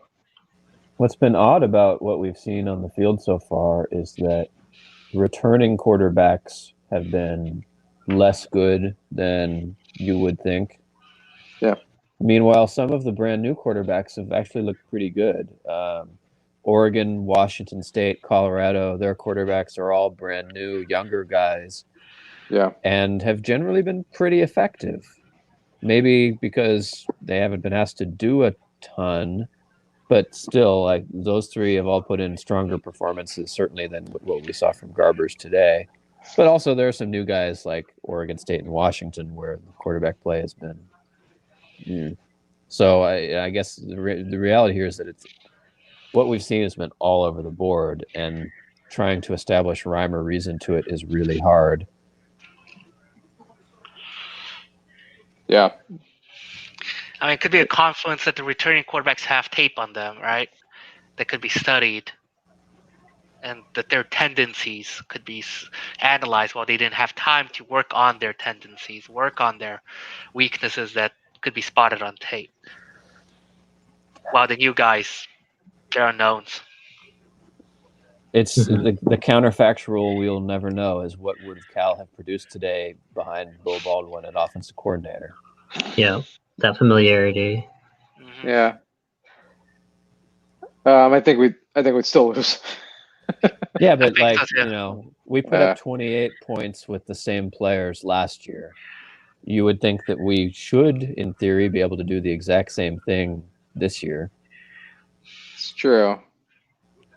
To be fair, UCLA's offense was a giant mess at the end of last year, and they look much sharper at the start of the season. Yeah. Well, it's kneel down I mean, I time, think- gentlemen. Well, I let's think- just hope. Yeah, UCLA is like better than we thought they were. I buy that. I think I know the their offense is pretty conclusions. good. I think I know what most of us feel, but an interesting thing I'm seeing on Twitter is people saying is this an indictment of Sermon taking over for DeRuyter as being the lead DC? What do you guys think about that? One game sample. Yeah. Weirdest one game sample ever. Yeah. I again take anything this season with a grain of salt unless it's Cal beating Stanford. Abby is terrible 100% at true. hot take sound bites that I'm trying to produce. If you want a hot take, I mean, I don't know. Sermon didn't really do anything too different. Like, Yeah. linebackers were crashing and defensive ends were making plays. Safety, defensive backs look fine. They were just like having to clean up a lot of mess. Yeah, like I So- said, it's a good sign that the DB still looked pretty good despite having a new coach over GA. Garber struggled for a year under Bo. We're seeing the same thing today. Yeah, that's a fair point. I think, Chase Yeah. definitely struggled in his first year in the new offense. That first year also was when he had injury issues that were not known at the time. Right. When he couldn't throw the ball 20 or 40 yards or something like that. Yeah, his arm was dead, apparently. Yeah. So Cal will play Oregon State this Saturday, afternoon game, 1 o'clock, I think, 12:30 or 1 o'clock. Yeah. We will all be back here doing Mhm. the same thing. If we haven't given up hope. We've totally given up hope, but like we'll still be here. Yeah. I don't know if I'm gonna be here. Maybe I'm done. If the previous decade of Cal football hasn't made you done, nothing will make you done. So if you want silver lining, I think every time Cal has played like their worst game of the year under Wilcox, they usually win the next week. So there's your, and they usually win pretty decisively. Like I Yeah. think lost to UCLA, they beat Oregon State by 42 the next week. And guess who we're playing next week? I I think care it's, not for that correlative. yeah. I don't think analysis. Wilcox has had 2 bad games by his team in a row since his first Not in a season. while. Yeah, not in a while. Unless- What about yeah. that whole monster stretch? We Oh, know- and they've returned to horses. Nick, they're back on horses. Now I All have. right, now we can have some entertainment in our lives. Okay, who's got money on them horses? I'm on more grateful, spelled Gray. Yeah. Do we want to wrap Okay. it up? Do we want post game thoughts, or are we all good? I think we've been going post-game thoughts for the last half an I hour. would say, Yeah, I'm gonna- I'm Yeah, gonna that's agree true. with that. Number we 2, checked out a Bears while Mafia. We got a horse named Bears Mafia. This is the highlight of the day. Oh, UEFA Nations League, Belgium England's happening right now. Hmm. Alrighty, I guess that means was we're all out. foreign language Yeah. to me, basically. I'm Wow, gonna say Belgium 2-0 against England. Well, check us out on rightforcalifornia.com. All of our social handles are up there for Right for Cal. Follow and subscribe and like or whatever all you cool kids do. Smash that like or subscribe button. Ring that Yep. bell. Hopefully I'll next have a time will be totally- more fun. I'll have a totally depressing post-game column tomorrow morning. I'll start Yeah. We're crunching gonna have numbers that are already totally crunched on stream. depressing power rankings on Tuesday. I'm sure Ray really regrets giving Cal first place votes for the past 2 weeks. Yeah, that's definitely Sunny Ray. It'd be that way sometimes. It does. All right, guys. All right. Thank you so All right. much for Take care. standing and enjoying. Bye, Take everybody. care. Go Bears. Bad.